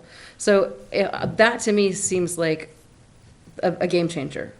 Right. it really is. And because we're constantly hiring people throughout the year too, and then we could be done one training and hire someone 2 days after that training. It just means Or- they or can a do week the after, bulk or of a the month work on their own time when If it they works could for go them. that route, yes. And I don't know where that's at, and I know Allison was looking into it, but that seems like, because I do understand that you're hiring part-time people for a couple of hours in the afternoon, and then requiring them at some point to do, how many hours is it? It's about 8. Is it 8 hours or 6 hours? Yeah, it's a, Right, but it's paid. But it's paid. But whether it's paid or not, scheduling not is everybody's life, if you have 3 part-time jobs, you may not be able to get into the fixed time for a 6-hour course. So I see that as, it could cause a difficulty. I definitely think the goal should be that everyone gets certified, Agreed. but we need to come up with a way to do that is feasible for different lifestyles and different people. Full-time employees, it's very simple. You're going to pay them. They're there with you all the time. They're going to get it done. That's Someone who's easier, yeah. working 2 hours, 4 days a week at something, or 3 hours, that is a lot to ask of them to give up 6 hours somewhere. I don't know what their situations are. So I think for me, I'd love to see it be a 100% goal, but I think that doesn't seem feasible to me unless we have a way to be very flexible in the training. Yeah, and it also on the online training, or mostly or partially online. Yeah. The other thing with that is that in the same amount of time Allison would spend doing the full training, instead she could do multiple, partial trainings Right. because part of it's online. Right, So so- you could offer more Courses. courses. At the next, I don't know if you want to agendize it at the next one, but we can put it as a staff report, and Allison can give us a little more update on that online process and how much it reduces the in-person training part of the course training. So it could cut the time in half. Right. But as it stands Potentially. now, you pay for their time and you pay for their certificate. Yes. Yeah, I think that makes sense. It is a pretty good deal. And if Allison was here, she could give you, at least as it references our after-school staff, the exact number of those trained in CPR and first aid. And of the 8 staff we have working the after-school program, if I was going to make a guess right now, and I will, I'd say it's 6 of the 8. And it would be interesting, knowing what we're having this discussion, to talk to those 2 about why not. If you have 2 out of 8 that aren't doing it. It's just what you said. It's their about time. their time Okay. to get to whatever date we set for the training. I've never heard of an online CPR class. I've taught hundreds of CPR and first aid. It's actually, it's a hybrid. You do part of the coursework online and you get through the course and then you come and do the practicals at a different time after you've completed that. It's new. It's what Allison said. Yeah, I'm a little out of the loop a couple of years. I don't know anything about it. I just know she brought it to us. She I thought, did. well, gosh, that would be a really nice solution. Yeah, I kind of understand where you're coming from, though. It's hard to figure out how you save a life online, you know, when... No, it's Some not, people it's not need the completely- hands-on. Oh, right. No, I know. And I think that's where you were headed, though, with that Yeah. observation. I've done the training. It's the book good part work. about heat stroke and all those different things and Yeah. learning. And that's what just from when I've taken it, that's my assumption is you do that whole part and then you come in for the, Yeah. You probably have to answer questions on through the booklet or through the course to be able to move on to the next step. So they kind of force you into at least So what do you guys want to do pretending regarding? that you've learned something there. I agree. So the logistics of getting people in there is the hardest part, paid or not. yeah. It's, some people get it, some people don't. You can do the didactic online, and you have the practicals, which you still have to set aside time for, separate time for. How many people you want to get? The goal is 100%, of course, for the employees, including the part-time. Was brought up at the last meeting is, people like the referees, if you start making it mandatory, Yeah. it's going to become a big issue with even getting them out in the field, So that's the biggest hurdle I think we have is getting them in there. With 2 people and an online class, we can probably make it happen. That's going to take a lot of pressing on the staff, from the staff's behalf. Yeah. Do we know if the online course costs anything for the people? Allison was looking into that. Yeah. So she didn't have all the details Yeah, yet. I think it is so new that it's not even, I don't know if it's rolled out yet. She or was if it's- hoping to pilot it at some point, I think was what she was, try it out and with a Right. small group and see, Mentioned trying it. that's what I So understood. it seems like, next steps I've heard is we want to get some clarity on the legal Illegal. setup and Sure. bringing Allison in to give us an update on what she knows about the new course and the On coverage. the online one, yeah. Sure. So to bullet point that, we need to get clarification on whether or not it's a legal requirement to get everybody. Either way, the goal is 100%, and then with the advice from the city attorney is how we approach this, right? Yeah. Yeah. And we'll see what Allison And finds what out. time frame? Like, are we already liable? If that's the case, we need to move our time frame up. Right. Well, and if that's the case, we've been liable for as long as the recreation department's. No, and I understand, and that, It's a, It's a can of worms right there. yeah, It is. yeah, you, opening up Pandora's box, and it's just not, I am, believe me, I'm right in your court. It's not like, well, we've been doing this all along this way, what's, everything's fine. I don't adhere to that philosophy, of course, but at the same time, I don't want us to necessarily have a knee-jerk reaction to like, oh my gosh, we're really putting ourselves in a really tough predicament. In just the one city that reached out and responded back, they're like, well, we require it of our full-time people, but in recreation, but we don't require it of our part-time people. And I would think that if the response back to my department was, are you guys crazy that not everyone in your department CPR and first aid certified? We, city after city would say, it's a pre-employment requirement. We don't allow people to work for our city. It's almost like TB testing too, not to open up another, but some cities require TB testing. Some people don't require TB testing as a employment, pre-employment, what you have to do prior to employment. So is that another legal? Well, I don't think we're looking for something else to do tonight. No, we aren't, and I'll but I never think, retract that. But I'm just saying, if it was something that was, in my opinion, a legal requirement, it would have already, I could be wrong, but it would have already been insisted upon by our JPIA. I think we're all on the same page with that part. I think Yeah. I think we're clear. I think the only other thing when it comes back that I would like to discuss is how we accomplish the 100% even if it's not mandatory, which is how do we approach hiring? What are the expectations we set out? Not mandates, but expectations. And how do we organize ourselves to best accomplish this within our existing process too?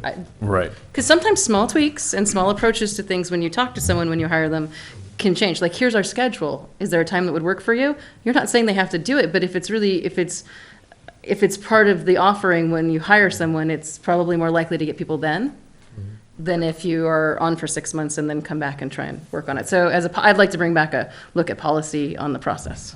Yeah, I think we should. I mean, I understand it's hard to get some of the part-time people in there. They might have multiple part-time jobs, or you get the referees for basketball. It's tough to get them in there.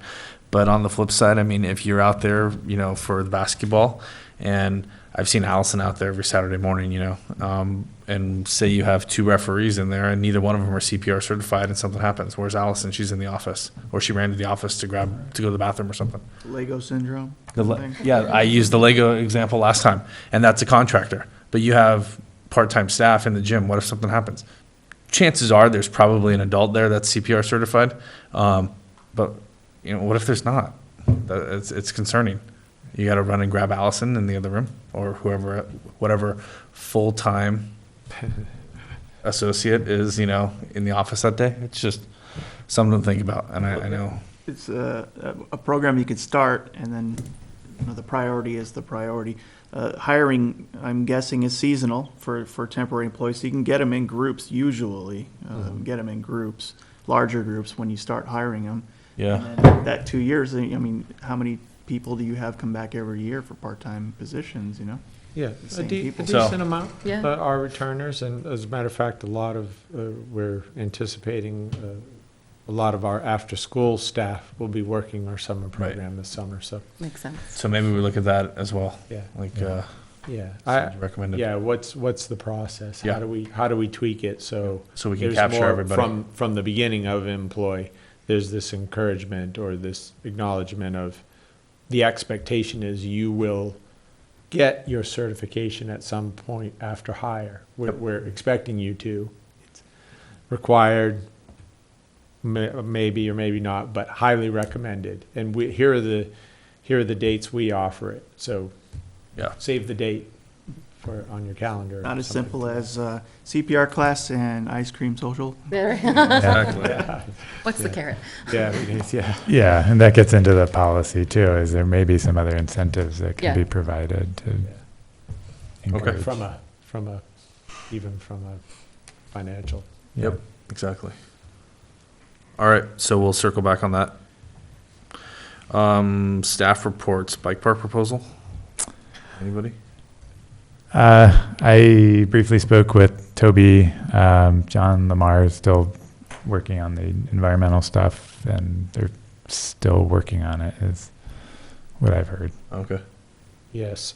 So we had a staff meeting with Holly. Can't remember her last name. The woman who is doing the environmental study, and the biggest piece of the puzzle is the site plan for drainage, for parking, for tree report. I mean, that is the biggest piece that still is missing.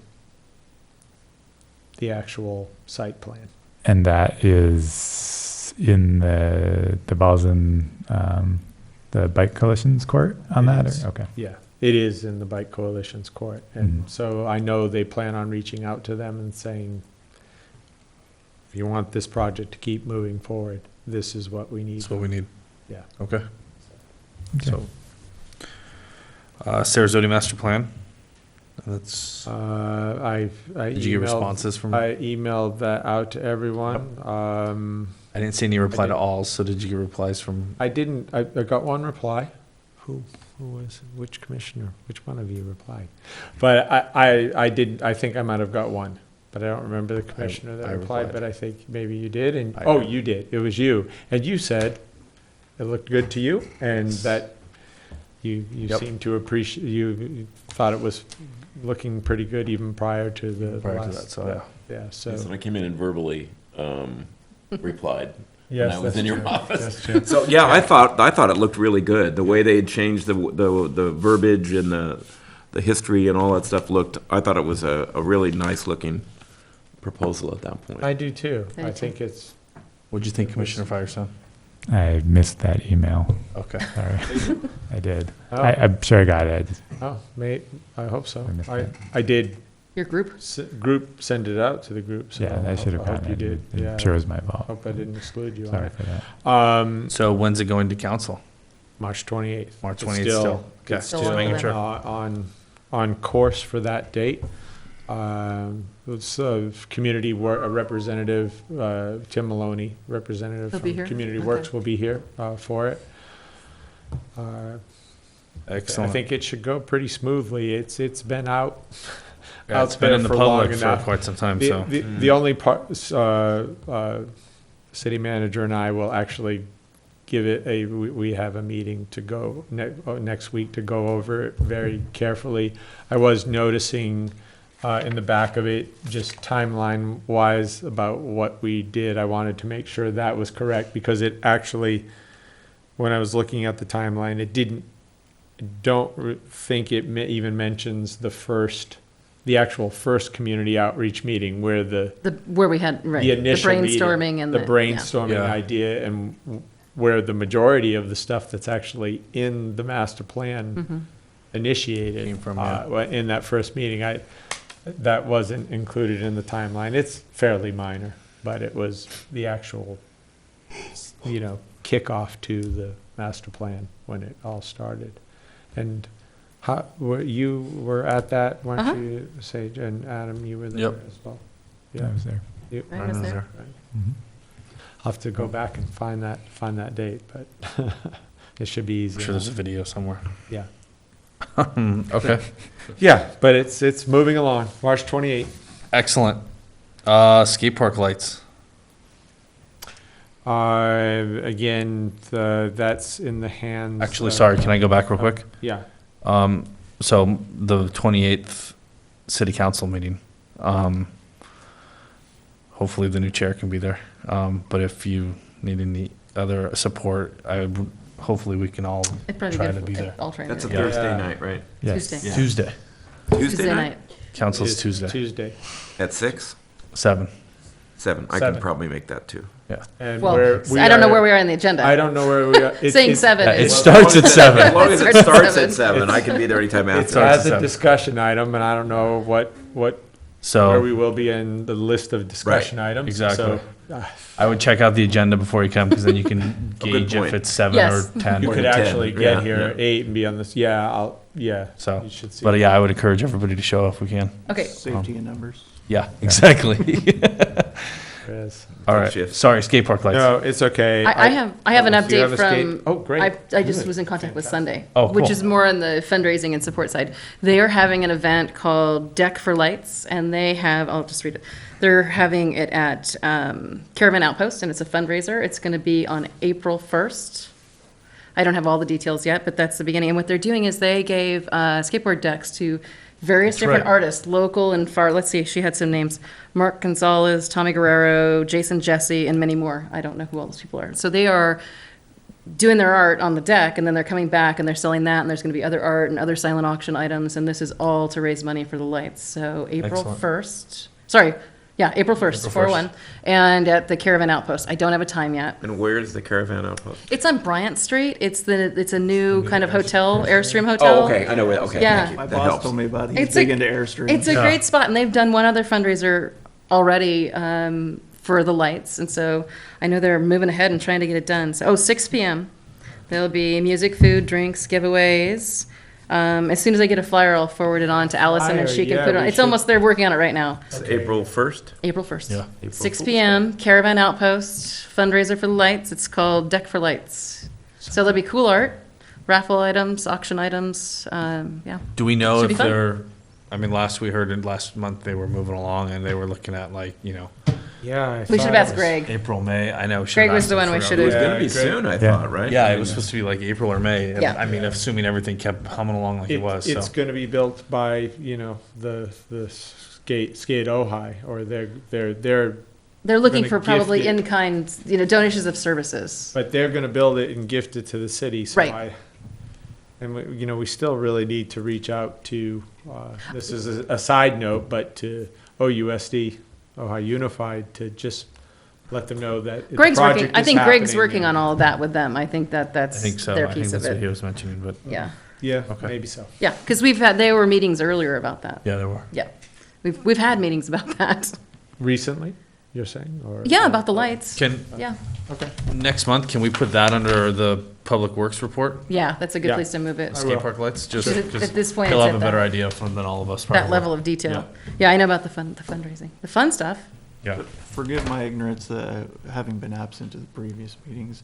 How far along are we with those the skate park lights? I mean, is it, Design is done. design's done? The permitting has already happened. Greg's Permits, working with okay. them. Funds, she got. They just have to be put up, right? They just, Yeah. the, We're right so close.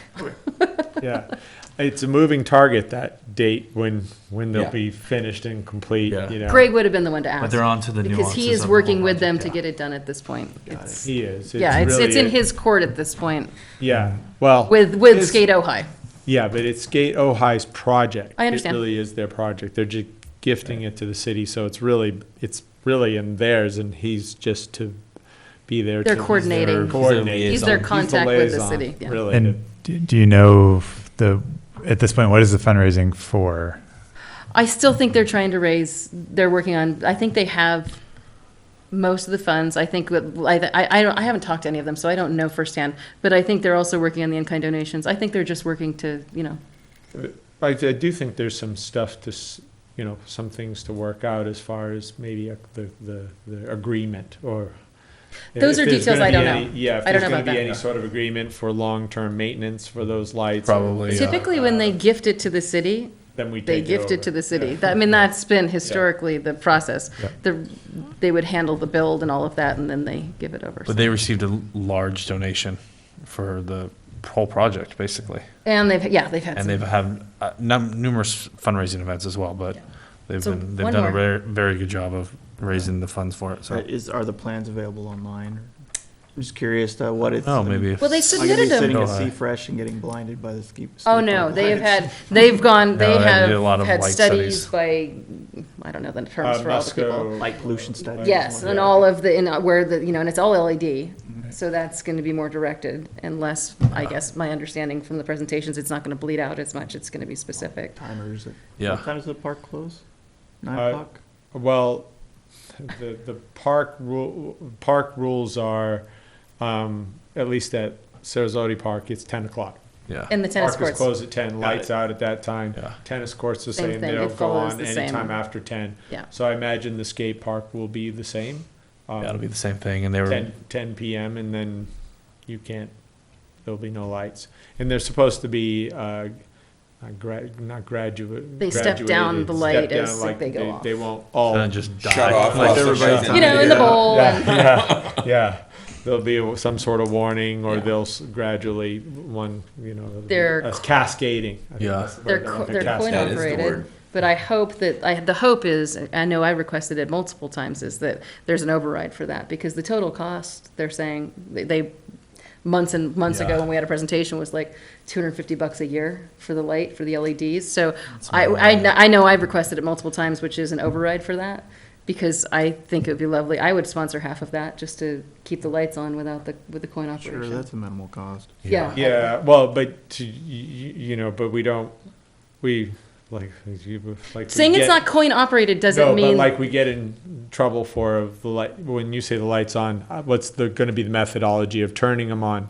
A button, just like with the Right, coin just a operation, you button. just Oh, override like the if you're need for there, money. And then after a certain time, when there's no It's just- use, it'll just shut off It's on just like own. if you put money in. It's just that instead Oh. of requiring the money, you've I see. overridden I that see. function You and you just- press the same button. Yeah. It's literally the same Yeah. thing, just not requiring payment. Yeah, we talked about that, 'Cause pay in advance or something, or someone pays. Yeah. Yeah. Someone pays the $300, so you don't have to go. Like plugging in an into electric the car, corner. right? I don't know pay in why that's still advance. free. Yeah. And once it's gifted to the city, who's responsible for replacing the bulbs? they're gonna. Where does that They'll cost sort that out, but typically it Typically, it's becomes the the city. They receive Those are the expensive project. bulbs. Yeah. Well, that's what it is, and then it'll become a city. it'll become a city cost after that. point. Yeah. Okay. Beyond that point, unless Figured we, that. unless we Yep. write an agreement that's different than that. Right.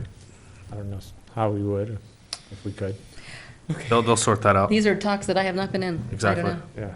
All right, classes and events. All right, I'll zip through these. I just want a friendly reminder that Form 700, I know you were all emailed about Yes. that. And they need to be turned back in. No? I didn't get it. You didn't get that? Yeah, we've usually gotten it by a paper copy pre-filled, but But this year it's just an email. It was sent to you by email. Check your email. It should have come from either Gail or Shauna. Shauna Clark or Gail Davis. It's also easy to find online if you need to. Yeah. Yeah, That's what I but did those last need to, I think the deadlines, when you said April 1st, I was. It's I something, think that's fell one off. it's somewhere there. It's somewhere in the first week of April. Could even be April 1st or 3rd or Okay. somewhere in there. But it should be in your email. And if you didn't get one, you maybe should reach out to either, again, Shauna or Gail. So last weekend, finals of our basketball league are this coming Saturday. The five-a-side league will also be starting this coming Saturday. Times at the rec. Yeah, busy. They have somewhere in the neighborhood for this, and we're in partnership with ASO for this particular league. And there's going to be about 250 kids enrolled in that league. That's awesome.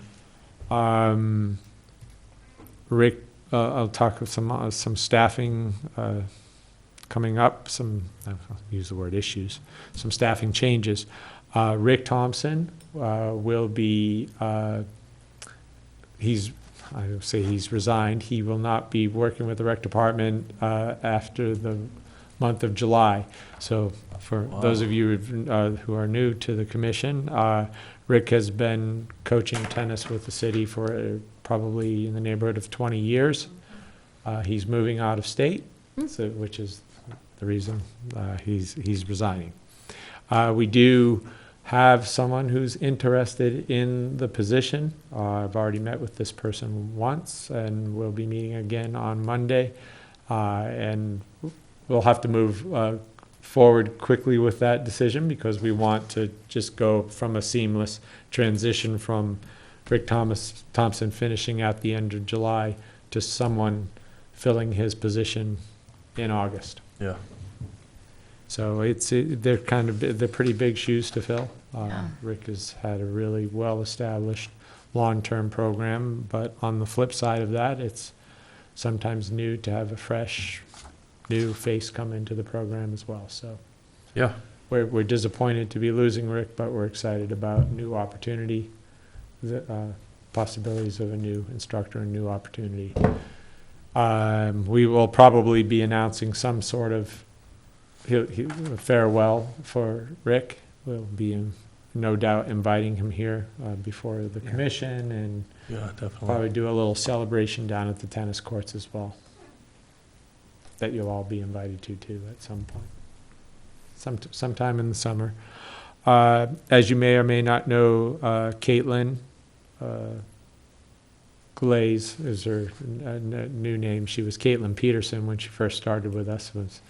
But she was with us for 3 years, but she is also moving out of state and will be finished with us on there's the other April 1st. That's the real April 1st. She is at the end of April 1st is her last day with the department.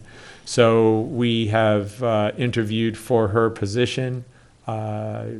Yesterday was the closing date for that rec specialist position. We have 7 candidates that we are going to be interviewing next week. Nice. I saw the ads in the paper. Yeah. Yes. Both papers. Yes. So 7 candidates interviewing next week. We hope to have them in as soon as possible so they can at least train with Caitlin for a couple of weeks. That's great. Movie night, our next movie night, Friday, March 24th. This goes from 6 to 9 p.m. The movie is Strange Magic. I'm not really familiar with that movie, but it's another animated movie. So those, again, our newest commissioner, we offer this once a month, Friday nights. We usually have our last movie night. We had 45 kids attend. That's great. So for $10, a child can be dropped off at 6. We provide movie, popcorn, pizza, drink, and it ends at 9 p.m. Well, not my child. Too young. 5 and older. Mine's 2. Open house, just want to remind you to save the date for that, and it is May 20th, Saturday, May 20th from 11 to 2 p.m. We, of course, invite all the commissioners to be at that event. What were the times again? I'm sorry. 11 to 2, May 20th.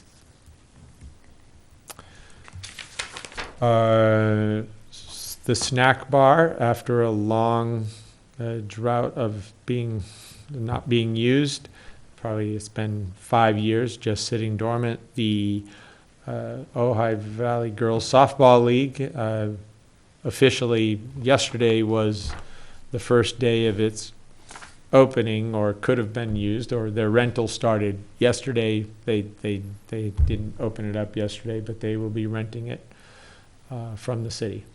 And is that just for an their season indefinite or period. throughout the year? We didn't, it's a year-long. A year lease, okay. Lease. All right. So they have it for a year. It's pretty excited that finally someone is in there.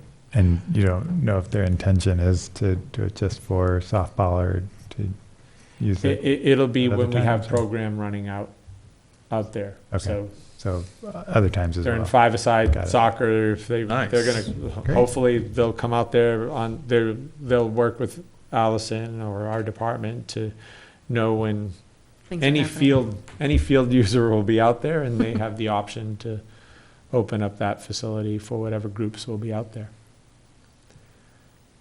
Do we have a ballpark date for another Libby Under the Lights? I know. That's Allison's department, isn't It it? is, and we don't. Okay. I know she was She was working on it. she was working on it last time, and I know, so. He is working on it. I'm not sure, Just so, curious. Love those. Between basketball season and now the five-a-side season, it got put on the back burner a bit. No problem. Just curious. Yep. Any That's questions? all, yeah, that's all I have Last on events? updates. All right. I have a Shoot. commissioner report.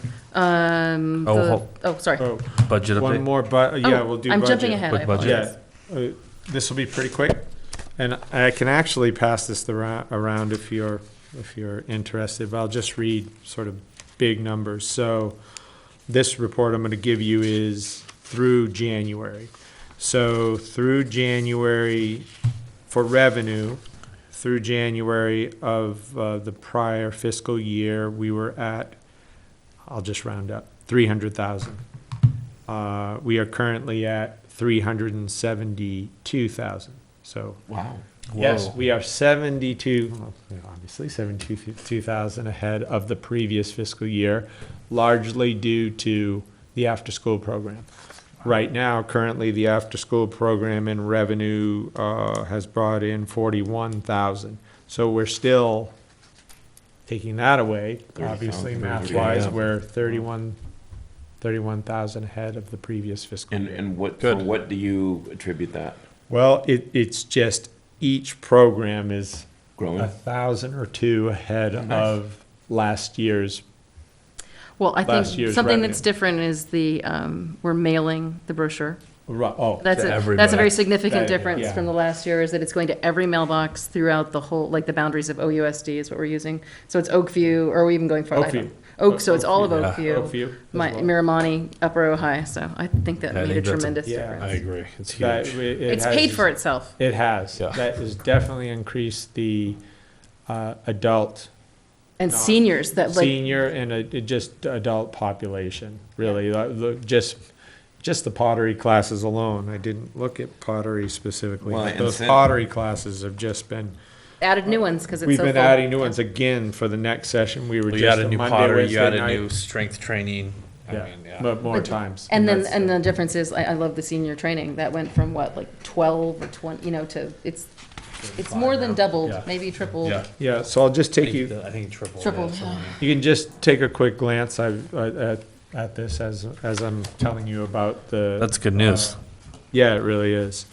And interestingly, you would think that with that commentary that you'd see a uptick in the expense, but so I don't know how to explain this, but the so again, the end of January, prior fiscal year, we were at, this is staffing costs, all expenses, 560, again, I'll round up, 565,000 at the end of January. Currently, we're at 531,000, or I'll round up, 532. So we're actually 32,000. Making more and using less. And this is after. Yeah, revenues are up and costs are down. That's a costs good are down. business equation. model. Yeah. So it really is a good business. And this is model. after, and these are with after the changes that were made to correct assumptions that were wrong. There were some, yes. So this last is, year on this there- one, this is all corrected and This these is are all good correct. assumptions. There Okay. aren't any trolley drivers in our budget, which happened.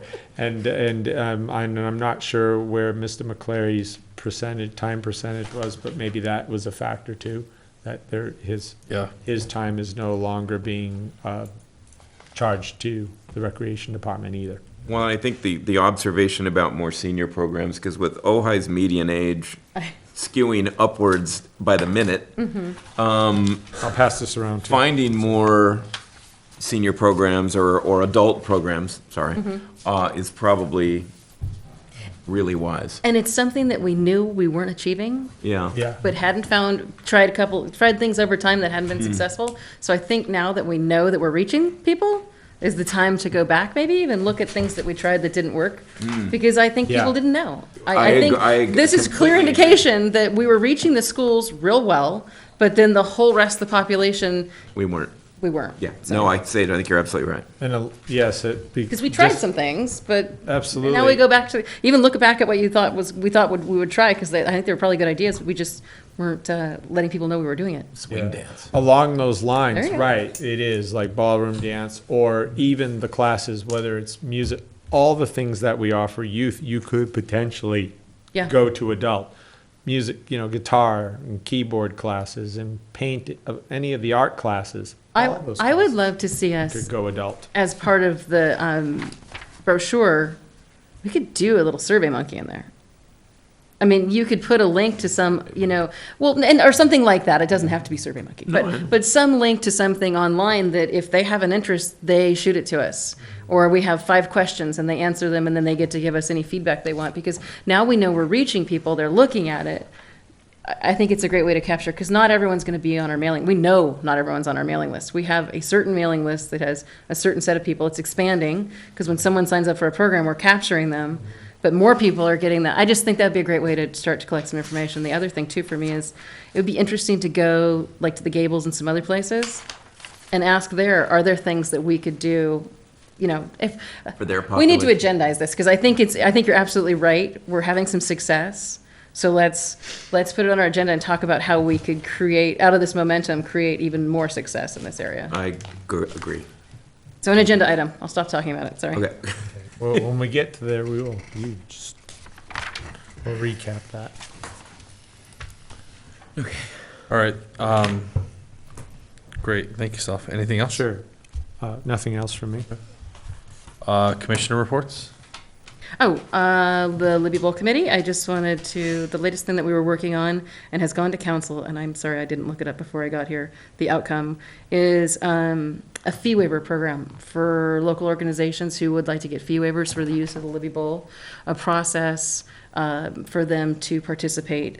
They'll do it, this year's gonna be a little different because we're late to it and it's all new. It's based loosely similar to the Arts Commission, when people come in and try and they want to get money for different projects. We're using that as a model, and so different organizations can come in and explain what they're going to do and put a packet together, and then request of council waivers of the fees to use Libby Bowl.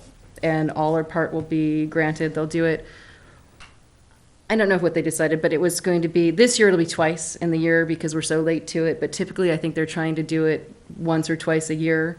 You have the opportunity to come and submit for a fee waiver. So that just went to council. I don't know what the outcome was. I'm sorry. I started watching the meeting too late. I missed that part. Okay. But, so for organizations that are interested in using the bowl, they can now submit, and I think it'll be opened till, I'm not going to do the dates, but it is right now. Once it's approved, it'll go into action, and they can pick up the forms and submit them, and they'll be reviewed in the near future. So if they're interested in putting on an event or presenting something for the community, there's a possibility to get fees waived. Nice. Excellent. Anybody else? Yes, I did a survey at Nordhoff, like not a professional one, but I went around and talked to kids about what they want to see, so we can, have possible topics for the committee. And the big one that I found was concerts. Like a lot of kids, they like Blue Oyster Cult and people, but they want, maybe younger artists to come. So I don't know if that's our job. Maybe I can go talk to the Libby Bowl committee. They also suggested some rec programs. The two big ones I found were yoga for teens and improv classes. That is, and that's interesting because my daughter, who's in junior high, favorite thing she does, she's not doing it right now, is improv. Yeah, and then they also suggested a teen movie night, which I know we tried earlier, but no one. But now we have momentum because you have a teen committee coming together, and that's what it takes. Try it again. Yeah, and the last one was only from a few kids, which was a youth Ojai day, which I found kind of odd because there are youth parts to the Ojai day, so I don't think that's gonna happen. But that was one of the options.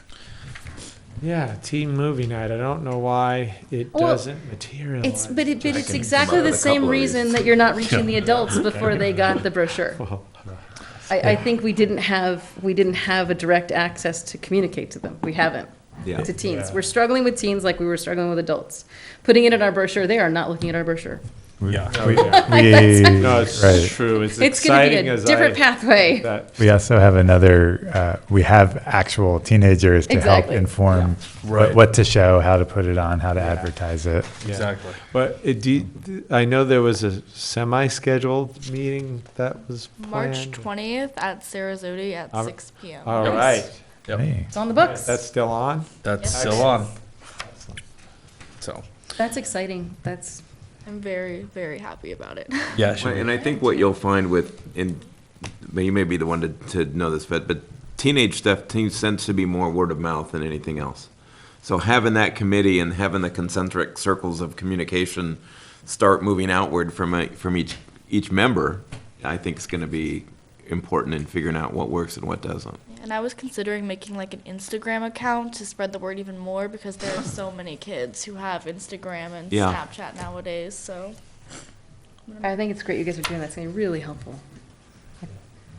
Another demographic that we aren't quite reaching. We try reaching out to, but you saw we have teens participating in programs, but it's not a specific teen program. But they're it's nothing against what we're doing. We just want more. Yeah, we do. Yeah, this is their own event, let's say. Yeah, this is exciting. It's good to hear. Yeah, it's what nice getting the teens feedback. are interested in, and that there are teens interested in doing stuff. If you need help with setup, I'm happy to. If you need a body just to move tables, I'm happy to be there. All right. My only update was the youth on 320, so that's great. That's it. Any other commissioner reports, comments, any of the above? No? Commissioner Jacobson? No? All right. Future meeting dates or city council liaison, is Mayor Johnston. He wasn't here tonight at all. But I know we talked offline about moving the liaison up earlier in the agenda, to the beginning in the agenda. So I did good and bad. I know that when they do come, they stay for the whole thing. They end up commenting on a lot of things as we go through, which is nice. But it is the same person.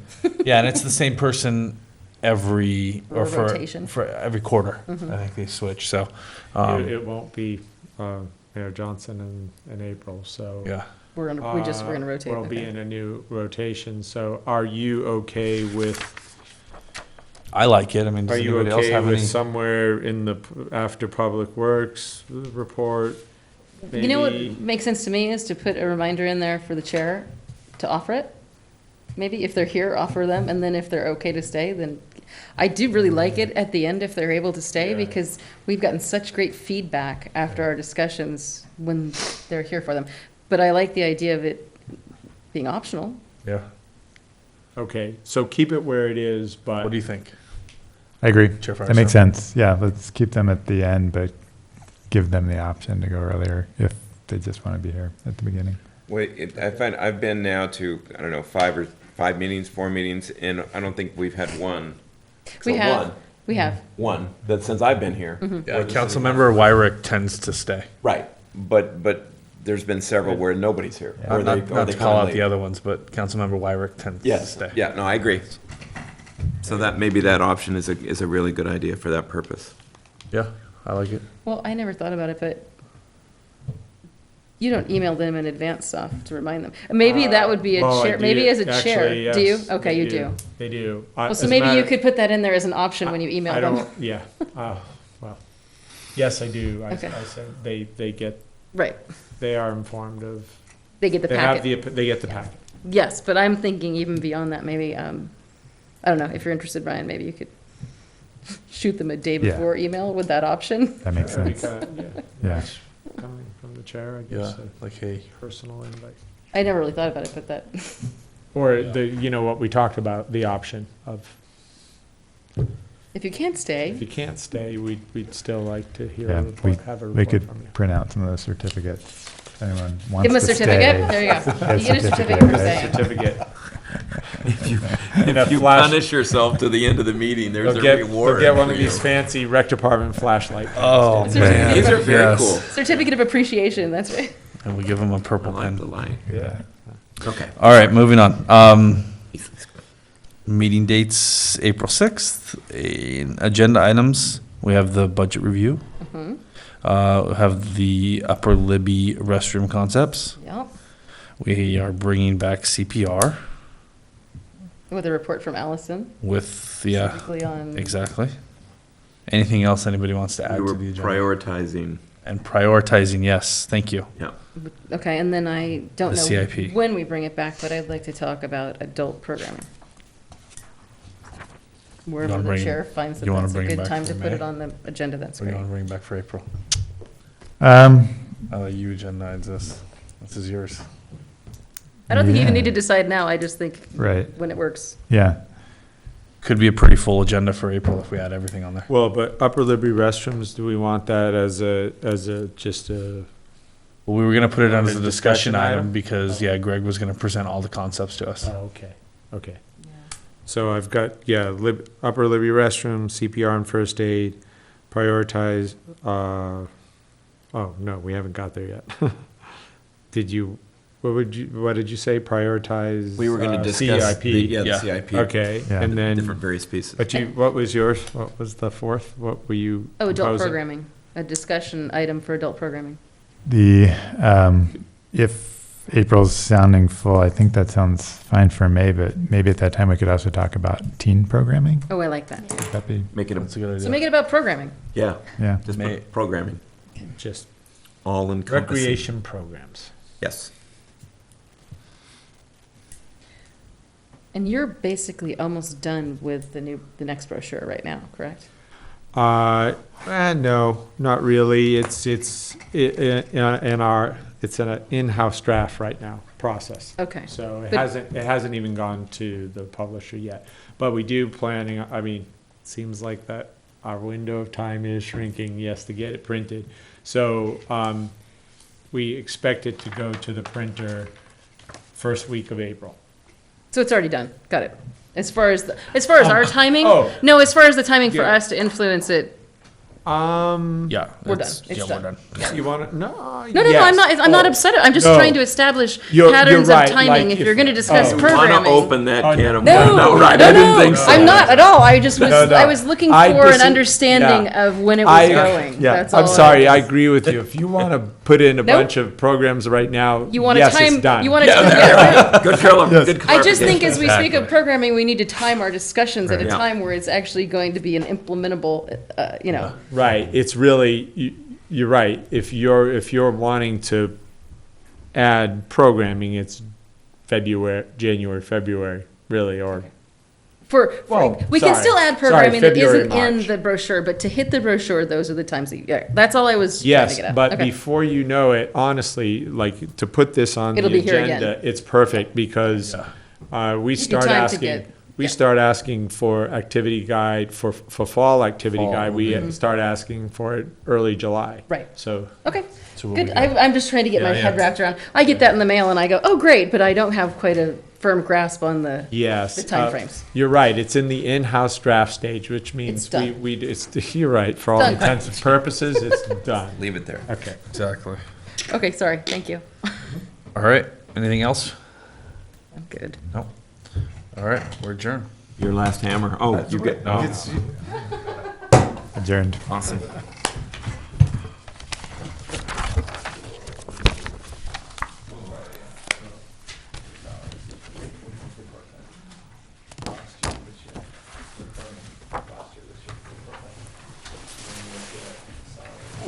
So who turns off the camera? That's me, good call. Yes. Before I say something incriminating? Yeah, we're supposed to just take it. Yeah, we could do, what's the mime, not the mime thing, what's it called? Where everyone stands still and. Oh, that. Oh, that's the tip of my tongue. Mannequin challenge. That's it, mannequin challenge. Yeah. We'll have to do a mannequin challenge. It's half of you. Hey, nice to meet you. Nice to meet you. Welcome aboard. Congratulations, by the way. Yeah. We've been in Ojai about